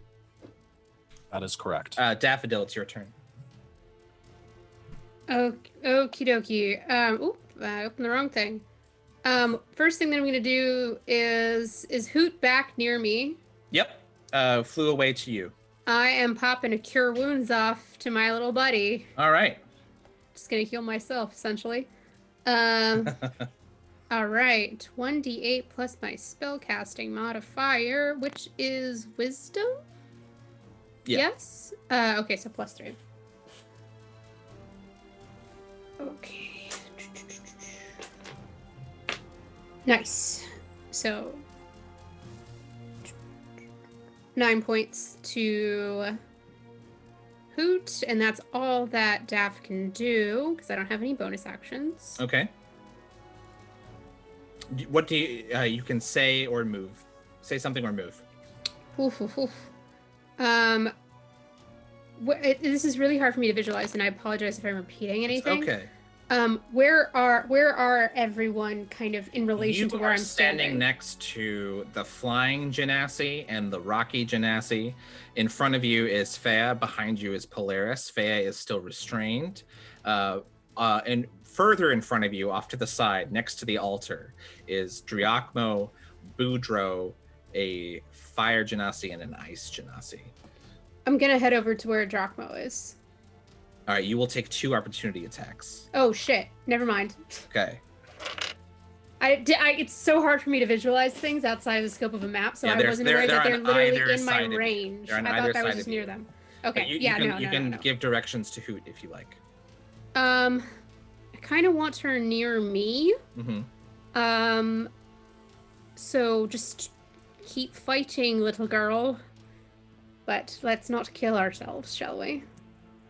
I think with that being said, she's probably gonna. And I will also remind you that you were the one who knew that the animals needed to get together. Yes, they do. So she's staying near me. What else? Are the animals all around me? Flake and Aletheia are nearby. They have just freed people from restraints. Actually, well, no. Aletheia hasn't Flake taken her Flake turn did, yet, and Alethia's about to be there, and you see Mangalyn next to Driachmo next to the altar. Get your friends together. Do it quickly, and don't ask questions. And I think Hoot is just like, what? But like, all right, and she just sort of like circles up. I think Flake is nearest. So she's just like, My lady says that we need to be together. We need to do something together. All right. Next up, the flying creature next to Daffodil casts is inspired by you and casts Call Lightning. And make a it's going scorched earth. It's doing all friendly fire here as well, so the animals are going to have to save as well. Dexterity saving throws from everybody. The number to beat is 11. That's a success for Flake. Success for Mangalyn. Yeah, success for Aletheia as well. All right, everyone who succeeds take 10 damage. didn't realize I was muted, but oh shit, everyone? It succeeds. That succeeds takes 10 damage. Hoot's down. Oh, Hoot's no. down. Okay.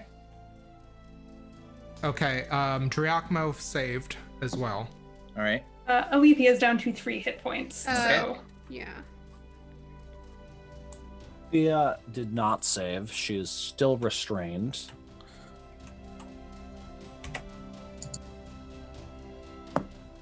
Okay. If you did not save, that's 20 lightning damage. Oh, actually, let me double check. I have a feat. I might take less. Nope. I just do more. Right on. That part. It is Driachmo's turn. Okay, Driachmo. Sorry. Go ahead. Yeah, go ahead. yeah, I'm just wondering when we're gonna, because Aletheia hasn't taken her turn yet at all. Yeah. You're at the bottom of the order. Did we skip? I think I skipped a turn. I went once. Has everyone else gone you twice? went once. Yeah. That's my mistake. Go ahead and take your turn now. I've also only Yeah, I gone was like- once. You've gone twice. You were at the top of the order. That's for sure that happened. Because you took your first turns moving and getting closer. And then Oh, we're then you counting bit the my turns restraint. moving. Yeah, We're yeah. counting the turns moving. Never mind. Ignore me. Yeah. So okay. if you've only traveled the one time, I think that's anyway. No. Yeah, Well, because Polaris's only turn so far has been to like position herself to get like her restraints removed, and then Flake did that. Let's take that now. I apologize. Okay, yeah, no worries. I just was like, I haven't gone in a while. Yes. So I think Polaris is going to cast her Moonbeam at 3rd level that she was previously trying to prepare on the flying Genasi that's like right in front of her with the wind wall. So that is, let's see, a concentration save for those, and it affects 5-foot radius. Okay, so we'll say it's the flying creature then. Yes. Okay, so 18. To hit? Yeah. Just misses. Oh no. All right, that is Polaris's action. There is a movement. You could also direct your animal to do anything. I failed, restrained, and you know the animals need to get together, although Hoot has gone down. Wait, hang on. Remind me quickly. Do I add my proficiency bonus at all to the hit? This was Polaris attacking, right? Yes. Yeah. Yeah, your whatever your wisdom. Cool. So actually, that it was 18 on the dice, so that's 21. Well, then let's total. roll some damage then. Huzzah! Mm-hmm. Yeah. Okay. So that's at 3rd level. That's 3d8 or 3d10. Sorry. Mm-hmm. One of them's on the floor. That is 10, 8, and 7. So 18 plus 7 is 25. 25. Creature drops. Nice. All right. All right, that one's down. Aletheia will try to get Fia's restraints undone. Okay. Because her lady got freed already. So yeah, she makes the movement, the rest of the movement there. Yep. And goes to Fea. Roll an attack. Okay. Rolling attack. 16 plus 2, 18. Restraints are gone. And as this happens, you hear a roar, and the ground shakes as an adult red dragon lands at the edge of the arena. And that's where we're going to take a 10-minute break. We'll be back with more stupid combat at the finale of Hearthward Bound. Stick around, we'll see you in 10 minutes. And welcome back from the break. This is Hearthward Bound, a familiar tale. We are in it. There is a dragon. We are fighting it. Let's go. After we just saw Aletheia undo the restraints of Fea, all the druids are in play. And except for Boudreaux, actually. And Boudreaux takes his turn hopping around, says, "Well, someone get these damn restraints off me!" And goes over to make a protective barrier between himself and the unconscious body of Hoot at this time. 2 Genasi turns. One of them creates a 15-foot cone of freezing wind. And this is going to hit Fea, Polaris, Daffodil, and the animals that are near them, as well as the Earth Genasi. So Constitution saving throw. Okay. The Oof, not Genasi's good. both save. 5. It took me longer than it should have. 17. Okay. Those that fail take 6 cold damage. Or sorry, those that succeed the save take 6 cold damage. Those that fail take 13 cold damage. Okay, and Mangalyn is close to. Mangalyn is close to Giacomo, not in this. Understood. Yeah. Yeah. Wait, is Aletheia in this? Or- Aletheia is in this. Okay. So Aletheia had 3 hit points left. Aletheia is down. Yep. We've got Flake and Mangalyn still up. The Earth Genasi takes its turn. It spirals into the earth and disappears and pops up next to Driakmo and makes a series of unarmed strikes against you. Does a 13 hit? No, it does not. Does a 13? Does a 22 hit? That does hit. Okay. Oh my god. You take 4 bludgeoning damage. That was not the move. And that costs some key. Okay. That is the Earth Dude's turn. It is now the top of the order. It is Fea. How far is are the 3 other druids from Fea? There are 2 directly behind you, and then Drachma's about 10 feet in front of you. Okay. Is there any obstruction between Fea and Drachma? No. All right. So here's what's going to happen then. Fea is going to cast Enhance Ability Wisdom. I believe it's at 4th level. Okay. And that is Owl's Wisdom, as it were. And Nice. she's going to quickly tap Polaris and Daffodil and then run over to Driakmo. So all 3 of you now have advantage on all Wisdom checks. Amazing. That includes spellcasting, saving throws, Awesome. and all of that. And she is going to position herself right next. She's going to end her movement speed right next to I forgot his name. Boudreaux. Boudreaux Mhm. and Hoot. Okay. It is Flake's turn. Flake is going to pick up Althea, who is nearby, Mhm. and Well, as 'cause- soon as you touch, you two become your primal beast forms. Does it happen even though she's unconscious? Yes. You gain all of your HP. oh snap! Dang. That's a nice move. Oh, You become like drivers of these glowing animal primal beast forms, about the size of a small car, and that is Flake's turn. well, all I Okay. did was touch her. Oh yeah, you can move. Can I finish my movement? Yeah, you And can am absolutely I- move. Does a boop count as an action? Yeah, where are you trying to go? To Hoot Yes. the wee owl. Actually, Boudreaux and Fea roll a dexterity save Whoops. to get out of the way.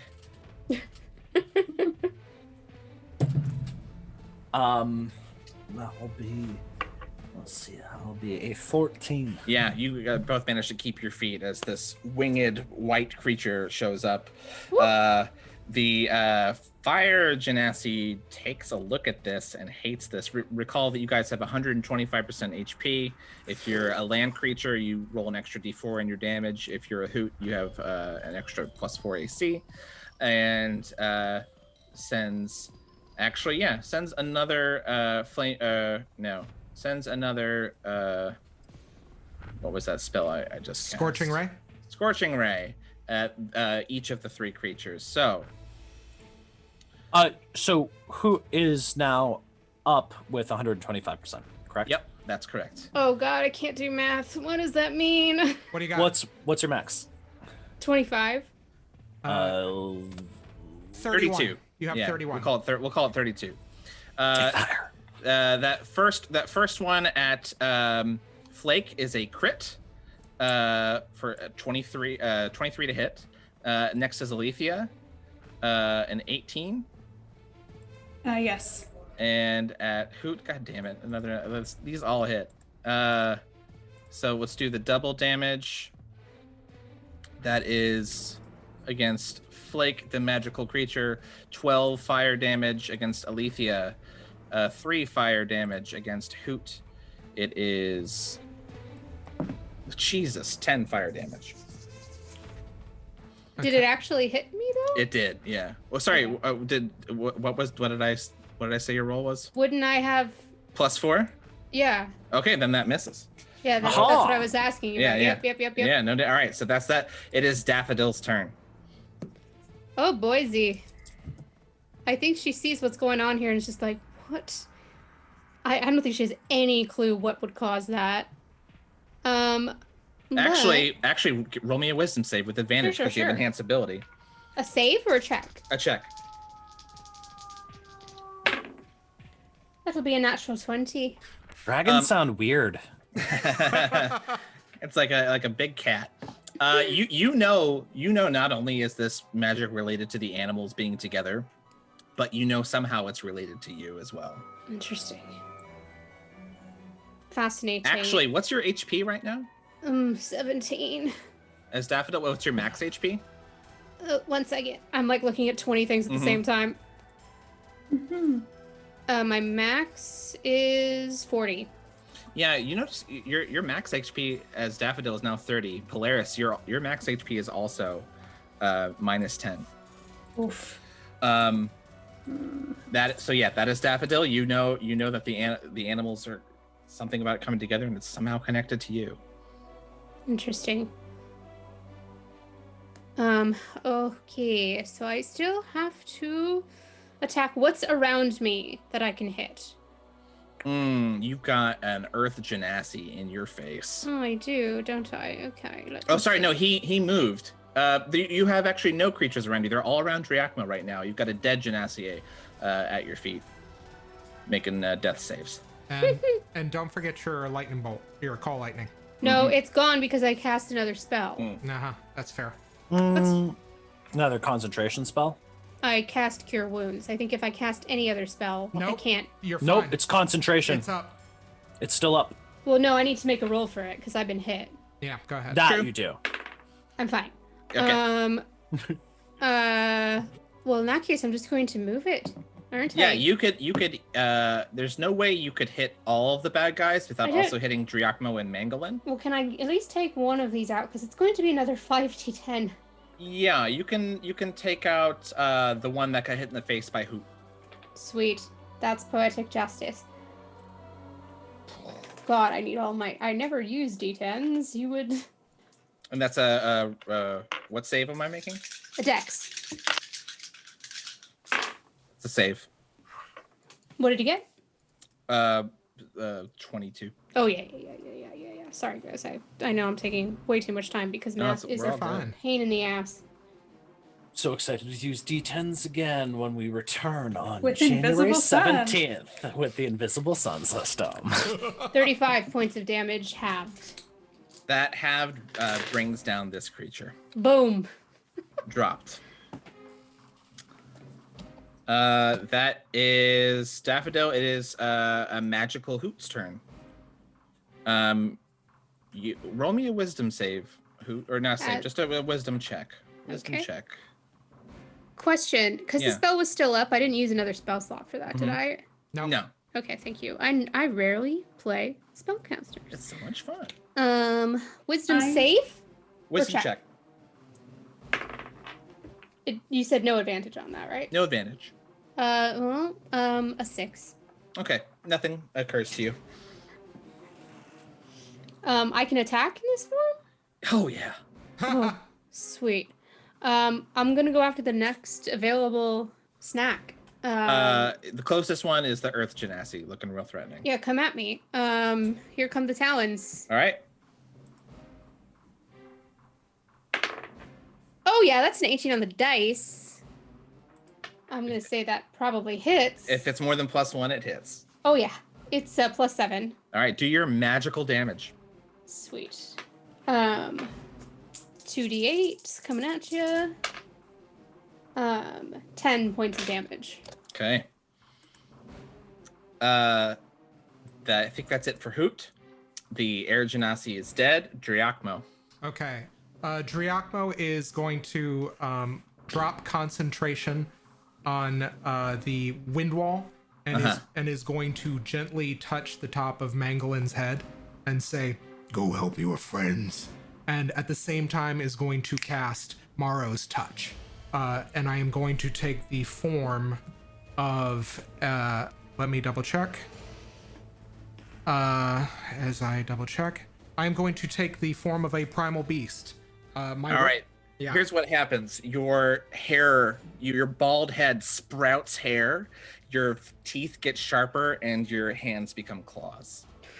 Yeah, my walking speed increases by 10. I gain dark vision. I get strength-based attack rolls with advantage, and melee attacks hit an additional d6 force damage. So I am going to then, after casting this spell as a bonus action, I am going to use Primal Savagery on the the Genasi fucker that's nearest to me. Okay, so there's an earth one that's closer to your friends, and then also near you is the one that's kind of oozing ice. Oh, the one that is oozing ice? Yeah, he gets it. Okay, All right. let's make that roll. All right, so I get that with advantage. 16 on one of the dice, so 22 to hit. That hits. Okay, and he gets, let's see. Okay, he takes 9 points of acid damage, Okay. and he takes another additional 4 points of force damage. Okay. Yeah, and I am going to stay engaged with that Genasi. Great. It's looking not so great. It is Mangalin's turn. Mangalyn is Aletheia still down? No, the Alethia's up. They're kind of all clustered together, although Hoot has taken some attacks at the nearest creature. Yeah. Remembering what it was to be a car-sized pangolin, Mangalin's going to rush forward and just say, wait for me, and jump into the fray. Probably. And Boudreaux's like, is no one gonna cut my restraints? Oh, poor Boudreaux. And as this happens, the familiar form takes place, but then all of you are kind of drawn as if there's a gravitational singularity.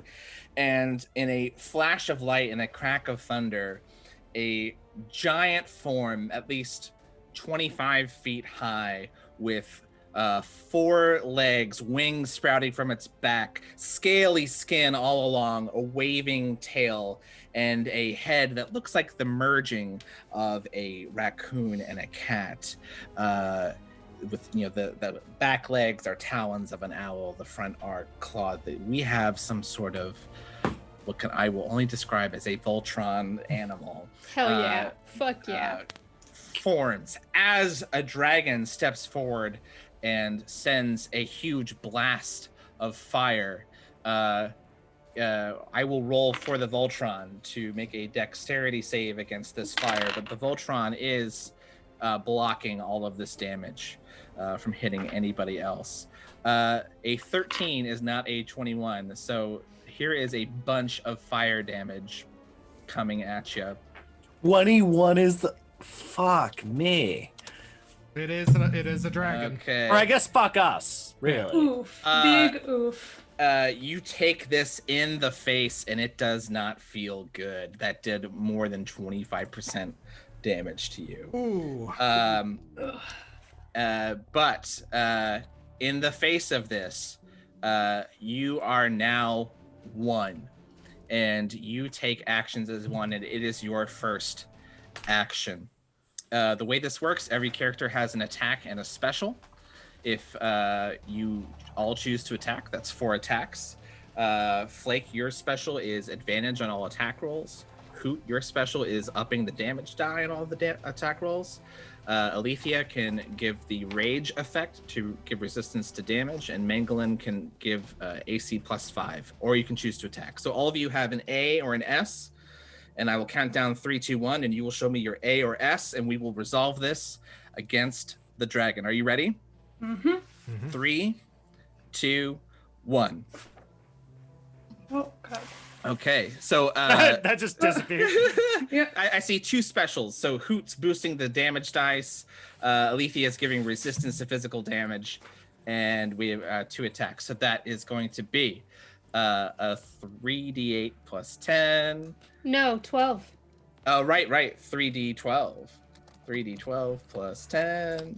You're welcome. While this happens, may I use a free action as on behalf of the whole Voltron creature to screech / meow scream. I am mighty, and I have done research to prove it. It comes out in some sort of primordial roar.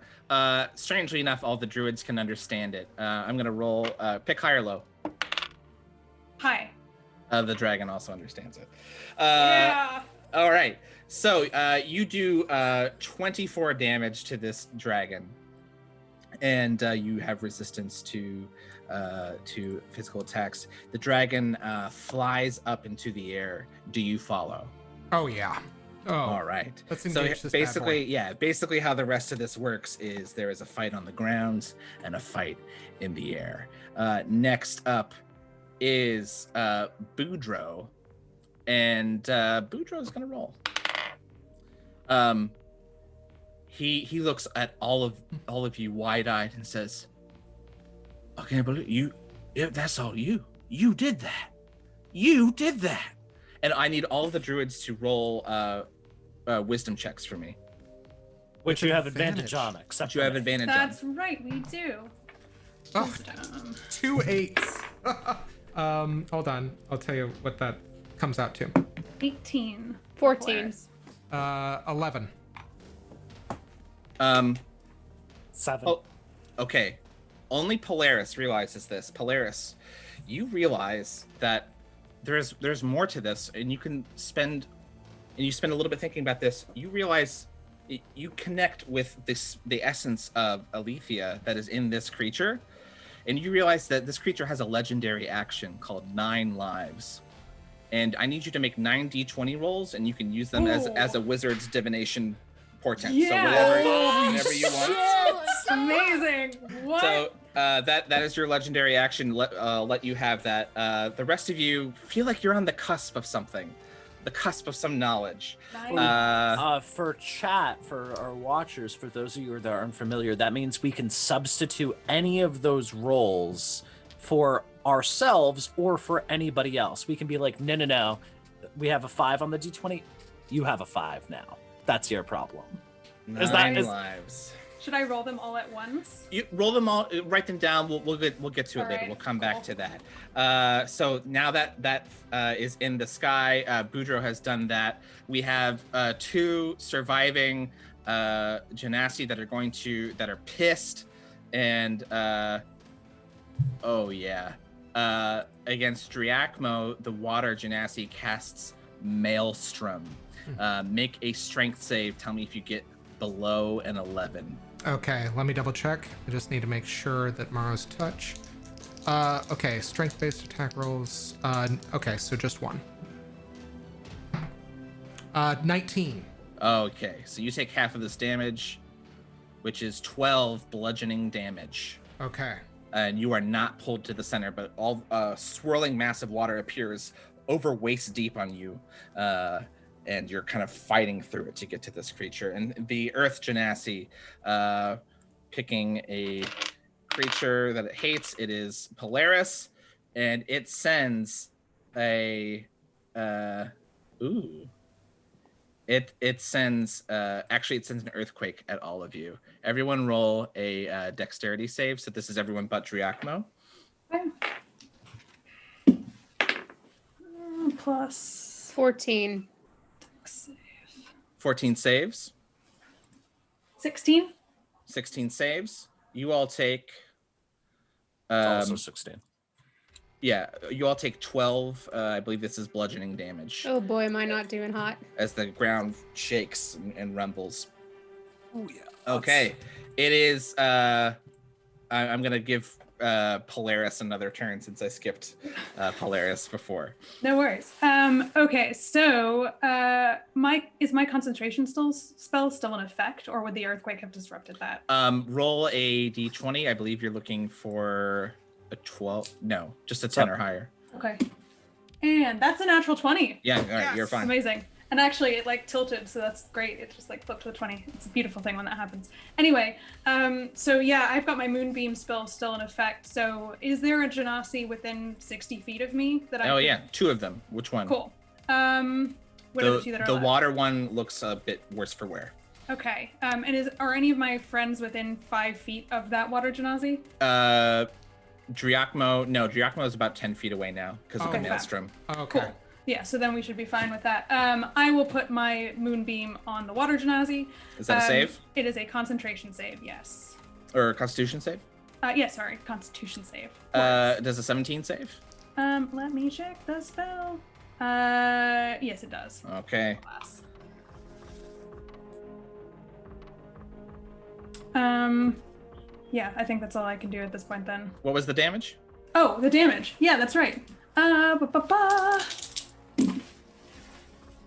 Let's see, 8, 3, and 7. So that is 15 plus 3, 18. 18, so 9 damage. Okay. All right. It's looking bad. It is the top of the order. It is fair.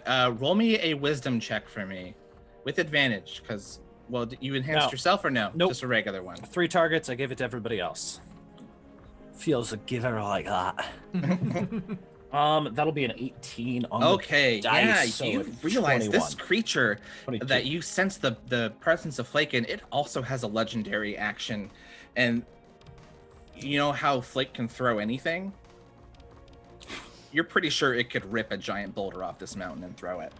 You don't know how much damage it does, but you know that it recharges on a 5 or a 6, and if Daffodil spends their whole turn focusing, could also recharge this thing. If Faye yeah, just a curiosity on the stat block. If this creature had a stat block, would that ability be called Yeet? no, it's actually called Boulder Throw. You know what? I like mine better. I substitute your reality and replace my own. That's fair. Okay, dope. Oh fuck. So this is just you knowing stuff. There's still a fight in Yeah. front of you. Yeah. We're going to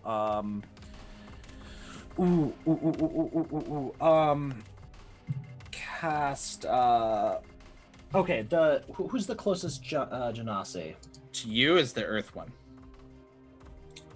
Okay. but the also not far from you is one that looks really fucked up. Cool. Where's the lightning bolt / moonbeam? Well, It's on the one that looks fucked up. the water. Okay. How far is the other one from that? Not far, about 10 feet. All right, so I'm going to cast Grasping Vine, which is a 4th level spell. You can conjure a vine that sprouts in the ground in an unoccupied space, aka inside said moonbeam, of your choice that you can see within range. When you cast the spell, you can direct the vine to lash out at a creature within 30 feet of it that you can see. Must succeed on a dex saving throw or be pulled 20 feet directly towards the vine. Okay, let's do it. That's a U. Oh, sorry. Dexterity save. Right. That is a fail. All right, it's pulled 20 feet. Is that into the moonbeam? It's already in the moonbeam. Oh, both of them. Oh, the other one? Oh no, I want them both to get fucked. I see. I mean, it's a lesser dexterity roll, so yeah, it gets in there. So it takes the moonbeam damage I believe I don't remember the exact when it wording. enters the turn, right? Yeah. So I mean, that's up to you as a GM. Yeah, it's gonna take the moonbeam damage. Done. All right, dope. That's a bonus action spell, which is why I did that. And then I'm gonna cast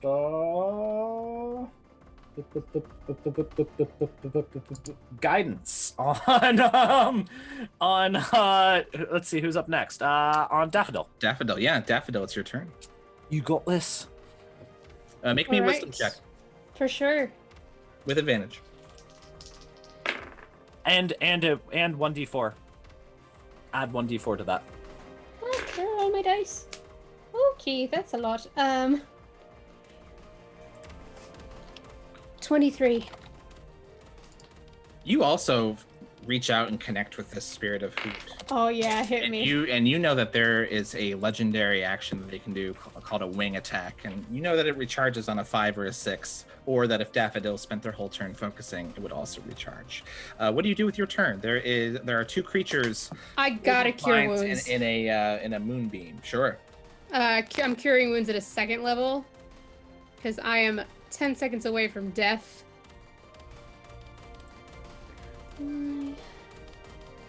2d8. Yeet, 9 lives. Wing attack. Oh, and we can only know 4 legendary moves, because if we learn a new one, then we have to forget an old one, right? That's how that works. If it was Pokemon. I'm sorry, mean- is this not Pokemon? So you're healing on your turn. Are you intending to Yeah. do anything else? I don't think I can. Is moving Call Lightning a bonus action?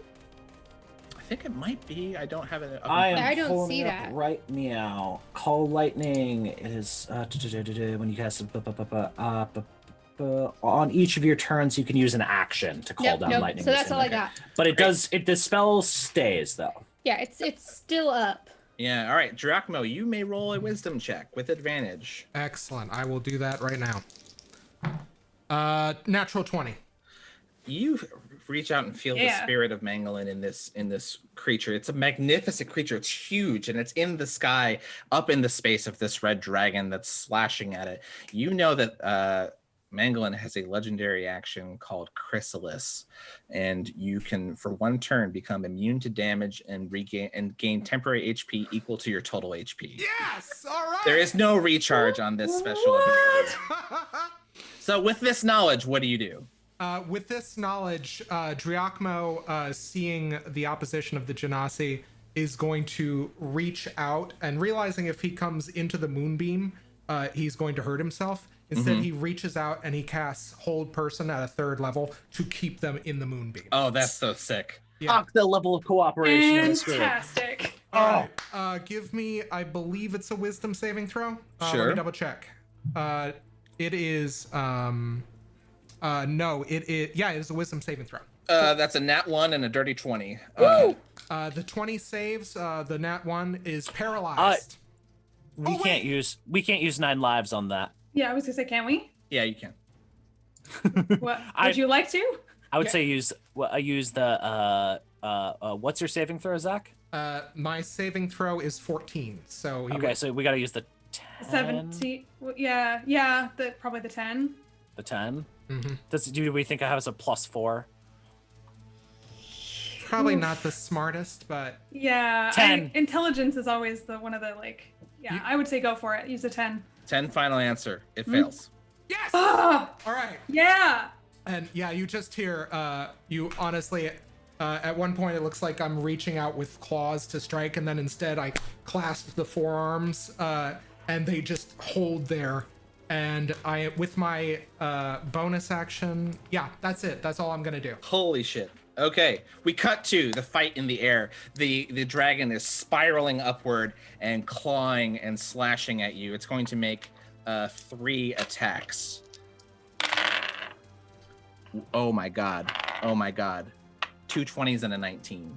Ooh. Holy Oh. fuck. So we're going to be using that chrysalis real quack. Real quack. Real quack. Real Real quack. quick. This looks bad. Is anyone doing math on the HP? I'm doing math on the HP. Yeah, we got a 25% last time, so That means nothing to me. it doesn't mean anything to me either. Yeah. I think Aletheia will be opting to use her resistance again. Oh, Well, yeah, this is all half damage because of Aletheia's move. Nice. Okay, this is only 23 damage, Woo. which is insane too. Oh, sorry, +8 each, so that's 23 plus 24. So okay, so yeah, that's 23 damage all day. All right, and then the dragon also takes a legendary action and makes a tail attack. Boop, boop, boop. Rude. But an 18 does not hit your Voltron AC of 22. Love it. All right. As a legendary action, I think Right. we should use Chrysalis. Yeah. Concur. Let's do that. Wait, because we've now lost what percentage of our health? You're still let's see. You're still above 100 HP. So all of our legendary actions are revealed at this point. We've got, if I've got this correct, Yeet, 9 lives, Wing Attack, and Chrysalis. Okay. We can do all of them. You are allowed to use all of them at once if you. Well, 9 Yes. lives. Okay. 9 lives is Yeah. But the 2 attacking abilities could all be done at once. Hmm. We should do it. Yeah, Let's do it. let's Go Go big or go one mighty home, everybody. form. It's the finale. Yeet. I want a wing attack. So here's how this works. Wings sprout from the back of this creature, 12 pairs of wings, 2 owl heads pop out, and the body turns into that of like a giant ape with like raccoon colorings, and like the center head swells up into a raccoon shape, and you fly down, grab a boulder, chuck it in the air, and all 12 wings whoosh to this dragon. It's going to make a dexterity Be saving. not afraid. Sounds like it's not gonna make that save. Well, yeah, it's a dexterity saving throw of 22. What would you like? Would you like to use a I 9 vote that lives? we're using Yeah. a double legendary action. I vote that we do we want to use the 3 or the 9? 9? 9. We have 2 9s. So Yeah. Hold might on to as well. that 3. I don't think it's got a 19 plus 9 or plus 19. So Are we doing it? Yeah. Yep, we'll use a 9 final answer. All right. It fails its save. I'm rolling 16d6 plus 16. Woo! Oh Fucking my hope you- god. I broke D&D Beyond. Oh my god. That is 62 damage. Oh my god. What? And it is now your turn.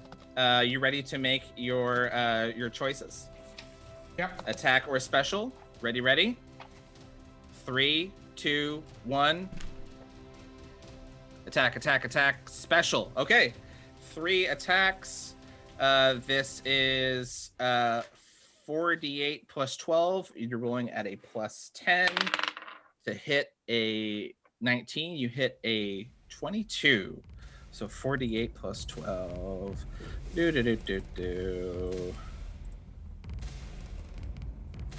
That is 31. 31 damage. Nice. Oh my god. When do I roll to see if That my was- wing attack Roll now. recharges? Roll now. It's a what do I 5 roll? or 6 on a d6. Nope, does not recharge. Okay. I think if Daffodil uses her full Daffodil turn. uses her full turn focusing, can recharge that. All right. And Flake, do you want to recharge yours as well? Question: when you say full turn, do you mean a full round action, or cannot take any actions at all? That's it. That movement bonus action. That hold person should still be in place. So yeah, I will attempt to. Am I rolling a d6? Let's see. Yeah, 5 or 6. That is a 6 on the dice. All right, the yeet has recharged. God damn you! And we cut back to the Genasi, who are just going to take damage from this moonbeam, right? I'm actually going to just say like they stay there and die. That's exactly it. Daffodil, Driakmo, and Thea and Polaris. What do you do on your turns here? Go ahead. Are there any immediate threats now that they're dead? We'll say Polaris, you're kept up holding this moonbeam, but Yeah, but and that's actually fine. in Driakme, I'm going to say you're keeping this whole person. So it's Thea and Daffodil. I will drop the call lightning and pull my full attention onto the Voltron. All right, you have recharged this legendary action. And Thea, 4th level lightning bolt. on the dragon. it is what's the range on that? Pretty fucking far. Hold on, let me double check that. I don't get to play very much. Is it 80 feet? It is 100 feet. All right, you can do a lightning bolt on this dragon. It is a dexterity saving throw. Okay. Are you 15. using a portent here? Decide. That's everybody else's. Do you guys think we should use? Yeah, I'm it's rolling. 96. Save it. It's a nat 20.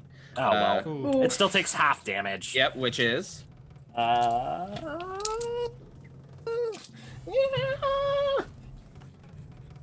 that's 1, 2, 3, 4, 5, 6, 7. Okay, wow. I get to reroll ones on. I am in the interesting position of having to find no dice. Hold on, stand by, please. I get to treat ones as 2s rather. So I have 2 ones that will be treated as 2s thanks to my feat, my lightning bullshit feat. Elemental Adept. Nice. All right. Yes. So that is 4, 10 for 14. 2 more 5s for 24. A Jesus. 3 and a 2 for 29, and a 6 for what the fuck? 35. Halved. That's down to 16 if we're rounding up. Okay. Not the world's best. That's but that. We cut back up to the sky, climbing into the air, spiraling 80 more feet, so it's 160 feet away from you bastards. The dragon takes 3 attacks at our Voltron Oh, Boise. creature. Plus, that is a 20. That hits a critical. We and have the special up though. Yeah. You do. Yep. So that is 3 hits. we may need to chrysalis after Yep, this. yep. And a critical. Here's how I roll. That's 40-10 plus 2d10 plus 2d6 plus 24. But it's halved, so only 24 damage to our Voltron baby. What does that put it? What? You're percentage? below half. Okay. Chrysalis time. Yep. As a legendary action, we use Chrysalis. Okay. You are immune to damage for a whole turn, and you gain. So yeah, you are now at 294 HP. Actually 298. Excuse me. Holy shit. All right. Now it is your turn. All right. We ready? Yep. Action Yep. or special? 3, 2, 1. Special, special, all 4 specials. Here's how this works. Oh no. Oh. You all form into a cocoon. And this and strangely enough, it is still flying. So there ferocity and the killer claw aren't working here. But we do have the resistance to physical damage, and you are already immune here. So this cocoon is waiting. A legendary action from the dragon, a wing attack, does nothing. It is back to our druids on the ground. I don't believe there's anything, because the Flake and Hoot specials are recharged, right? Yep. What? Okay. What? How far is the dragon? 160 feet. I have bullshit to pull. Right. Oh. Storm has a range of 150 feet, and it's a 20-foot tall cylinder with a 40-foot radius. If my I can God. get 10 feet up, which I believe the steps of the amphitheater are 10 feet up, I can do Sleet Storm on your dragon. God damn it, just roll it. Yeah, what's up? I don't get to play very often, guys. I've never felt this feeling before. This is Isn't it terrible. the- Is this isn't what it you DMs awful? feel all the time? Yes, this is what I feel all the time. I'm just like flashing back to it is unhelpful because that is not Ice Storm. Ignore everything I just said because it cannot fall prone. Wait, I do have a thing though, and this is a very, shall we say, creative usage of this spell. But I would like to use Skywrite and write some words in the sky, but particularly in the place where the dragon is, to try to obstruct it, because Skywrite actually creates words out of clouds. Interesting. I think anything you do would also obstruct the Voltron. Oof. I'm gonna say if I that- can't separate those two Okay, things. actually, I am still gonna do the thing because we can move Do our it. point. Just do it. I hate We you. can- Just do it. We can move our point. Call lightning works within it's 120-foot range, and you choose a point. So therefore, Well, a point within 120 feet. Would that still? oh, get... it's 10 feet tall. Fuck, I thought it was Yeah, 60 yeah. feet tall. All right, your shenanigans are over. It is now the dragon's turn. 3 attacks. Actually, you're still in your chrysalis. It can do nothing. You open. You are a giant butterfly. You are Mothra writ large, and you can now make your turns attack or special. Are you ready? 3, 2, 1. Fuck him up. All right. 2 attacks from the flakes. Okay, great. The So this flakes. is D12s. yeah, 3d12 plus 10. I'm so upset that Sleet Storm isn't the same thing as Ice Storm. Right. Oh, this is good. That's 32 damage. And it takes a legendary action and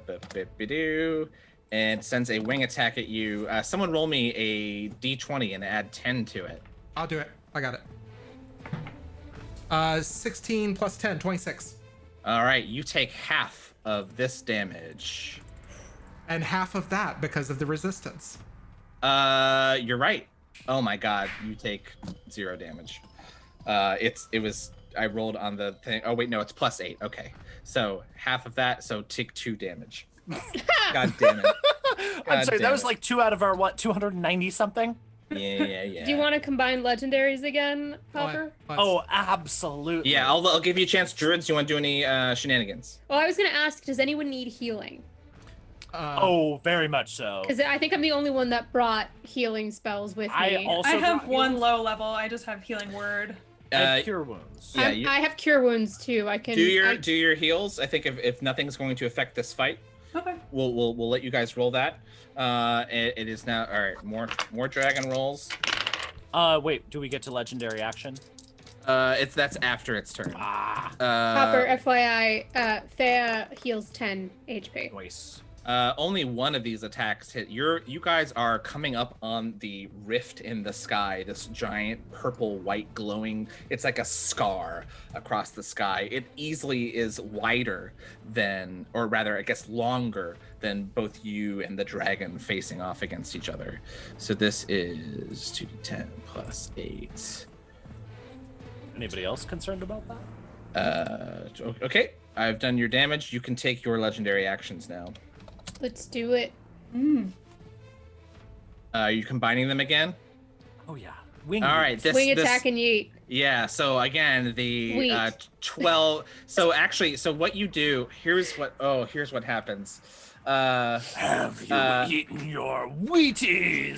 I'm going to say that Thea and all of the druids, while Daffodil is healing, all the rest of you understand that what needs to happen, and you channel your energy, your attention on a chunk of rock, and let the updraft of wind take this up, so the creature can catch it and throw it at this dragon. And the wind buffet will do the same. 16d6. Yes, break D&D bond. Plus 16. This thing is looking really bad. Actually, here's what happens. The dragon roars and begins flying towards the scar in the sky. And you, the animals, and then also the druids, through your animals, you hear the voice of Morrow. My children, help me. And it's coming from the scar. What do you do? I thought you were about to say it was in the dragon the entire time. That'd be super fucked. Things Bill wish he had thought of. Old gods turning into dragons. I've never seen that happen before. So I have a suggestion. What if we grab this thing in our claws and fly through the rift to try and find Morrow? Yes, absolutely, yes. Let's take it. Pick up the dragon like it's a piece of prey. It's running that way. You run up behind it. The hoot instincts kick in. Your body, it turns into some sort of amalgam of like a rhinoceros head and like the spindly grabbing legs of like a millipede, while and you just clasp this thing and fly into the rift. All the druids, roll me wisdom checks, those of you with advantage that have them. Everybody except for me has advantage. Dual 17s for unnatural 20s. 22, 15. 19 on the dice. Math, 16 plus wisdom. That is 19. All of you, you're not sure what's going on here, but you know that whatever's beyond that scar, this is a one-way trip. And as the Voltron animal crosses through this scar, I need you to think quickly and give me a one word or very short phrase of your emotion right now. This is the emotion you are sending out into the universe right now. Drachmo. Faith. Fair.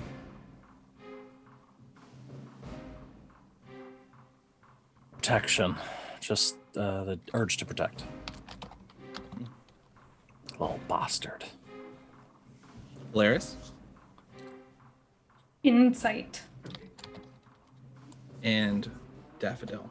Pride. Let's switch to music cue number 1. Druids, you see the scar close with a boom. The animals, it was weird, whatever this experience was, being together. You saw with the same eyes, thought with the same mind, heard with the same ears. And now you are seeing something that could only be described as the Stargate sequence from 2001. This black void with coalescing colors and shapes and stretching and ripping apart and coming together, a cacophony of sounds, the dragon in your arms, it's roaring in pain, and then it pitch shifts and then seems to like pixelate away and disappear. The rumbling of waves and falling rocks, the clicking and chirping like insect calls, angelic singing, a baby's laugh, and then all of a sudden a loud howl, like a combination of a wolf and an elephant's trumpet, and the sound that Hoot makes when she makes her terrifying roar, ramping up louder and reverb and reverb and reverb and reverb, and then a white void. You are yourselves again. A pangolin, a pygmy owl, a raccoon, a forest cat. You see each other. You are on a surface you cannot see, but yet it is solid ground. Endless white in all directions. What do you do? Aletheia believes this is snow and tries like scooping it with her paws. It's weird. There's not only is there no snow to scoop, you aren't feeling it. The idea of something being hot or cold is missing. That sensation is not there. Is the dragon around? Nothing. You only see each other.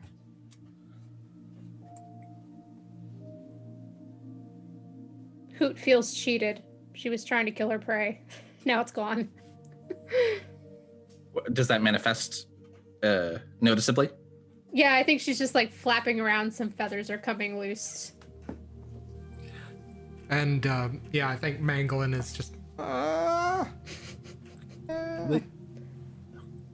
Where are we? This is weird. I don't like this at all. Aletheia begins prowling. And you hear a voice just as you get your bearings. You sons of bitches actually did it. And let's switch to music cue number 4. And you see halfling shirtless, wearing suspenders that seem to be holding up pants that are solid logs, straw at the corner of his mouth. Says, I mean, I can't even believe I'm talking to you right now, but you did it. You did what? Of course we did it.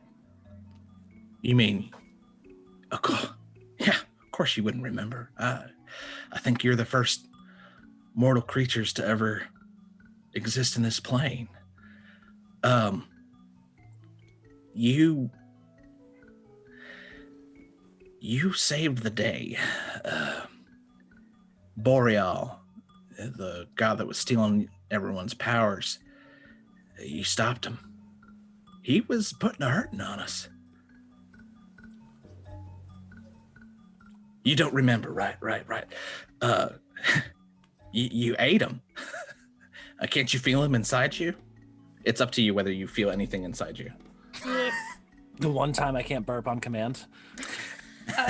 Aletheia's eyes get really big and she goes, different plane? Like metaphysics?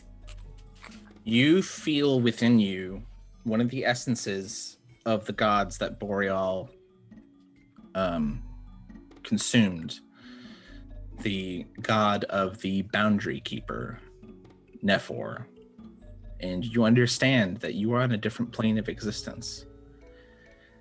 And Morrow says, you're in the primordial plane, the realm of the gods, the real gods. I feel like this is way beyond Hoot's ability to comprehend at this point. Your intelligence is boosted to about an even 10 right now. I think Aletheia will ask, is this where the stars live? You know, it's funny you should mention that.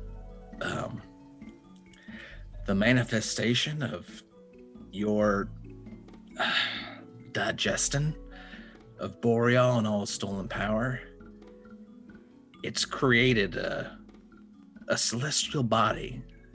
It's changed the night sky of Jushara forever. So it's like the Titan then. A lot like the Titan. Do we have our own constellation? You've got more than that. You've got an entire nursery of stars. Go hunting? There's not much hunting to be had up here. I'm sorry. People are going to be studying us in the night sky. Flake is looking very distressed. Mm-hmm.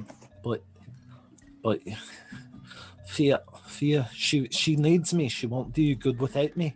And he walks over to you and pets you on the head and says, I'm sorry, bud. You can't go back. But she needs me. But she'll always be a part of you. Don't you feel the power that they gave you? The power that allowed you to survive in this place? Flake sits back and kind of floops down and just kind of rubs this giant raccoon tummy. And you feel the sense of protection that Fea sent out into the universe as she watched you disappear. You feel it in your belly. And I think you just hear, I think the saddest Mangalyn has ever been, but probably also the most earnest. You just hear, by chance or providence, this is how it had to be. I'll tell you what, this is not how it had to be. I did not see this coming. And I am really, honestly, proud as hell of you guys. And actually, I mean, now that you're here, I can tell you I am a little jealous. I am not receiving 100% of the attention from your companions that I used to. They have been increasingly and monomaniacally focused on you. And he looks to Aletheia and says, the pride. Looks to Mangalyn and says, faith. Looks to Hoot and says, and insight. This is all a part of you, just as much as that renegade god that you swallowed up. Let me ask you a question. When they think of you, years gone by, how do you want them to feel? What of you do you want them to remember? And he sits back.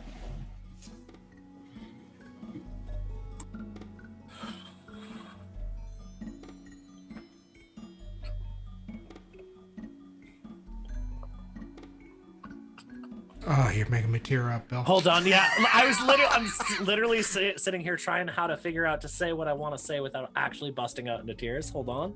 Stand by, please.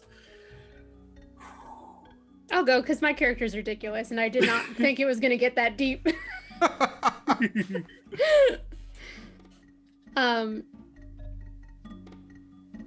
When my lady thinks of me,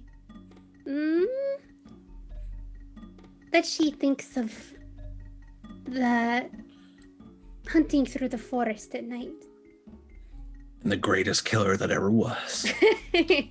And she puffs up a little. And I think she flies over and like perches up on his shoulder. And it seems like the most natural thing in the world. He gives a little caress at your cheek with his finger. He looks at the rest of you expectantly.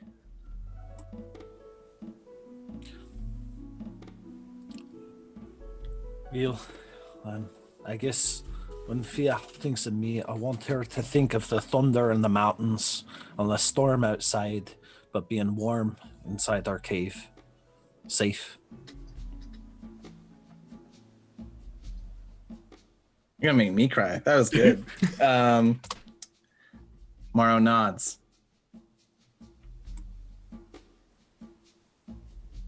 That, as my father protected me,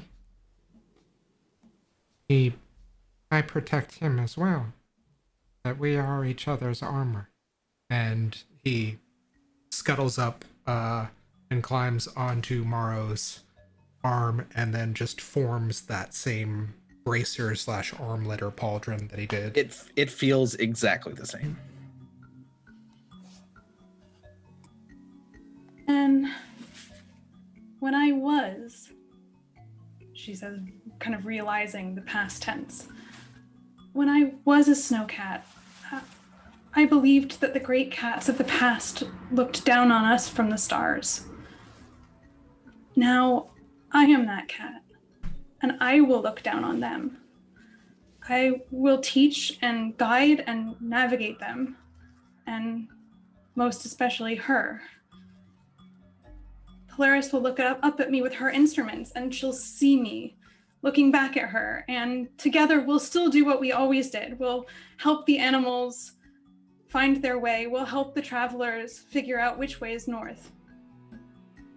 We'll just be doing it a little differently. And Morrow picks you up and puts you in his lap and begins petting you and says, "Oh, I think you'll be doing a bit more than that."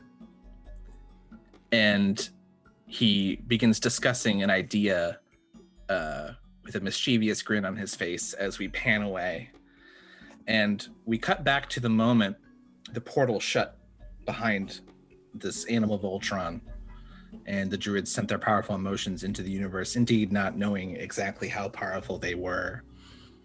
And you feel the response, an emotion in your belly, accompanied by a kind of mental whisper that fades in meaning like a dream, but the feeling stays. And you feel a surge of power. It's time to get off this mountain. What animal do you wild shape into?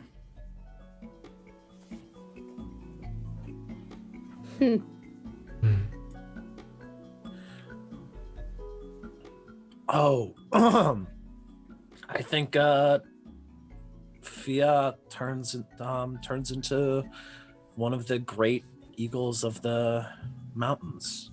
Something so big that it lives in the high areas above the tree line and snow-capped peaks. Into the air.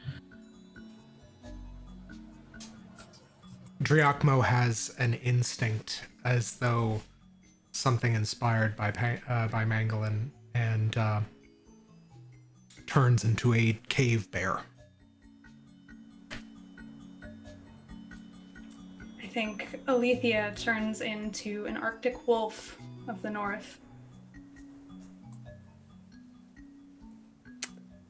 I was debating between two things on this one, but I actually think Daffodil turns into a massive elk and gracefully starts making her way down. And Polaris, as this wolf, you take a look up into the sky, and even though the sun is shining bright behind you, you see a Jackson Pollock of red and blue and yellow smearing across the sky, and you see clear as day the constellations of your companions. They're watching you. Polaris is going to howl one long note. Hopper, you had something? Nope. Just trying to keep a straight face. It's fine. Everything's fine. This is the story often told to the young druid by the old. And that is where we will leave Hearthward Bound, A Familiar Tale. Thank you all for being here. I mean, I knew I was going to have everyone say goodbye, but right in the feels.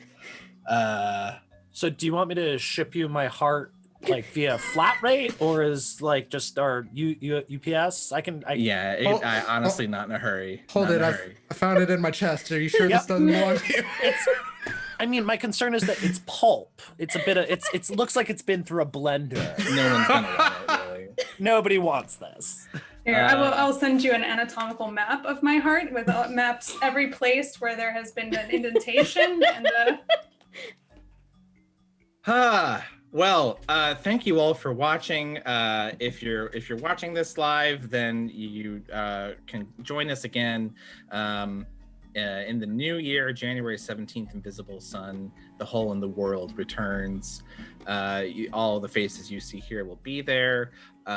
We got some plugs coming up for all the other stuff. In the meantime, I will turn it over to my players, unless anyone wants to go last. Hopper. Yeah, actually, I'm going to take this moment to plug something a little bit unusual in the interest of our experience as druids and protectors of the natural world. I happen to get a really fucking rad-ass shirt today. I don't know if you guys can see this on the thing. There is a ongoing fight in all over the world, but this specific one is in northern Minnesota, where they're fighting oil pipelines going through sacred lands. And I'm gonna post a link in the Twitch to a really fucking dope ass artist who basically is making cool swag and patches and prints and whatnot. And all that they ask that you do, this really fucking awesome person, all that they ask you do is that you donate to these legal defense funds for the people that are fighting the good fight. And like, you can get some beautiful art, and this person is doing that out of their pocket. So like, you know, send some love their way as well. I'm gonna post that right now. Do post that in the Twitch chat. That's great. I have been and will continue to be, regrettably, Hopper, and I can be found here upcoming on Tuesday for our for the show Flights of Fandom, where we are taking a little journey into Doctor Who for this holiday season. Thank you, Hopper. Marcy, are you ready to go? Yeah, for sure. This was first off, this was delightful. And I'm now fully missing my dog that I'm going to see soon, hopefully. Oh. And I'm taking a bit of a break from the channel this month. This is actually my last stream of the year. So I'm going to miss everybody, but I will be back starting in literally the first week of January on Tuesday, back on Flights of Fandom, and then on the 17th, back getting into The Hole in the World again. I'm very excited about that. A brief tease for you. Join us on Tuesday. I will not be there, but Hopper will be there, amongst many other of the usual crew for Flights of Fandom on Tuesday, and we're going to be doing a very special Doctor Who Christmas episode. Very excited about Two-parter. that one. Marissa. Yeah, just adding to the plugs. Again, join us for the start of the interlude for Hole in the World on January 17th. And all back episodes, all 27 of them, are on YouTube if you want to catch up with that fantastic stream. Also, we'll be on Flights of Fandom for the Doctor Who extravaganza these next 2 weeks. And I don't know if we've mentioned this officially on the channel yet, do it. After this, I will be GMing or facilitating on the 22nd a one-shot Good Society where we are all going to be playing, or they, I should say, will all be playing Muppets. So I don't know how they talked me into doing this, but I'm gonna run it. Join us for Muppet Society on December 22nd at 8 p.m. Cannot wait. There it is. Oh Lord. Last but not least, Zach. Yeah, so first off, a couple shouts out. We actually ended up doing an interview with Cypher Unlimited recently. They were kind enough to have us on for The Hole in the World, which again is coming back on the 17th. Thank you to Al, Dean, and Anthony for having us. If you want, it's on YouTube and also on the Cypher Unlimited channel if you want to hear us talk a lot about basically Invisible Sun and our game and how much we've nerded out. Also, big shout out to our perpetual friends of the show, Encounter Party, Charging Moose Media.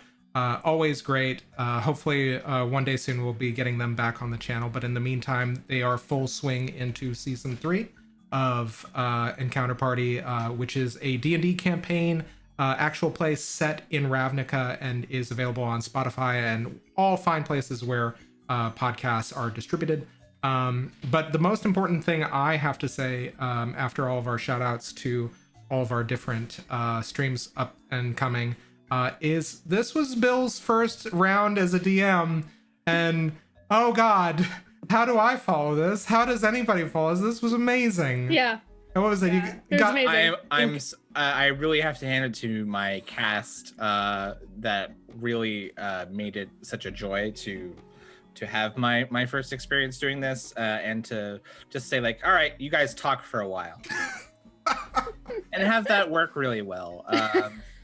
And I don't recommend anybody to have their first DM on the stream. It's terrible. Don't You do could it. have fooled. You literally could have fooled. Yeah. Me. But this was so much fun. I really appreciate everybody that tuned in. Thank you so much for letting us do this. This is actually almost a year late. This is a birthday present for Hopper to run this campaign.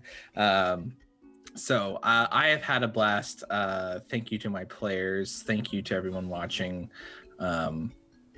If no one has anything else, we'll wrap up the stream. Thanks for watching Hearthward Bound, A Familiar Tale. Good night, and Invisible Sun Crew, we'll see you in the new year. Good night.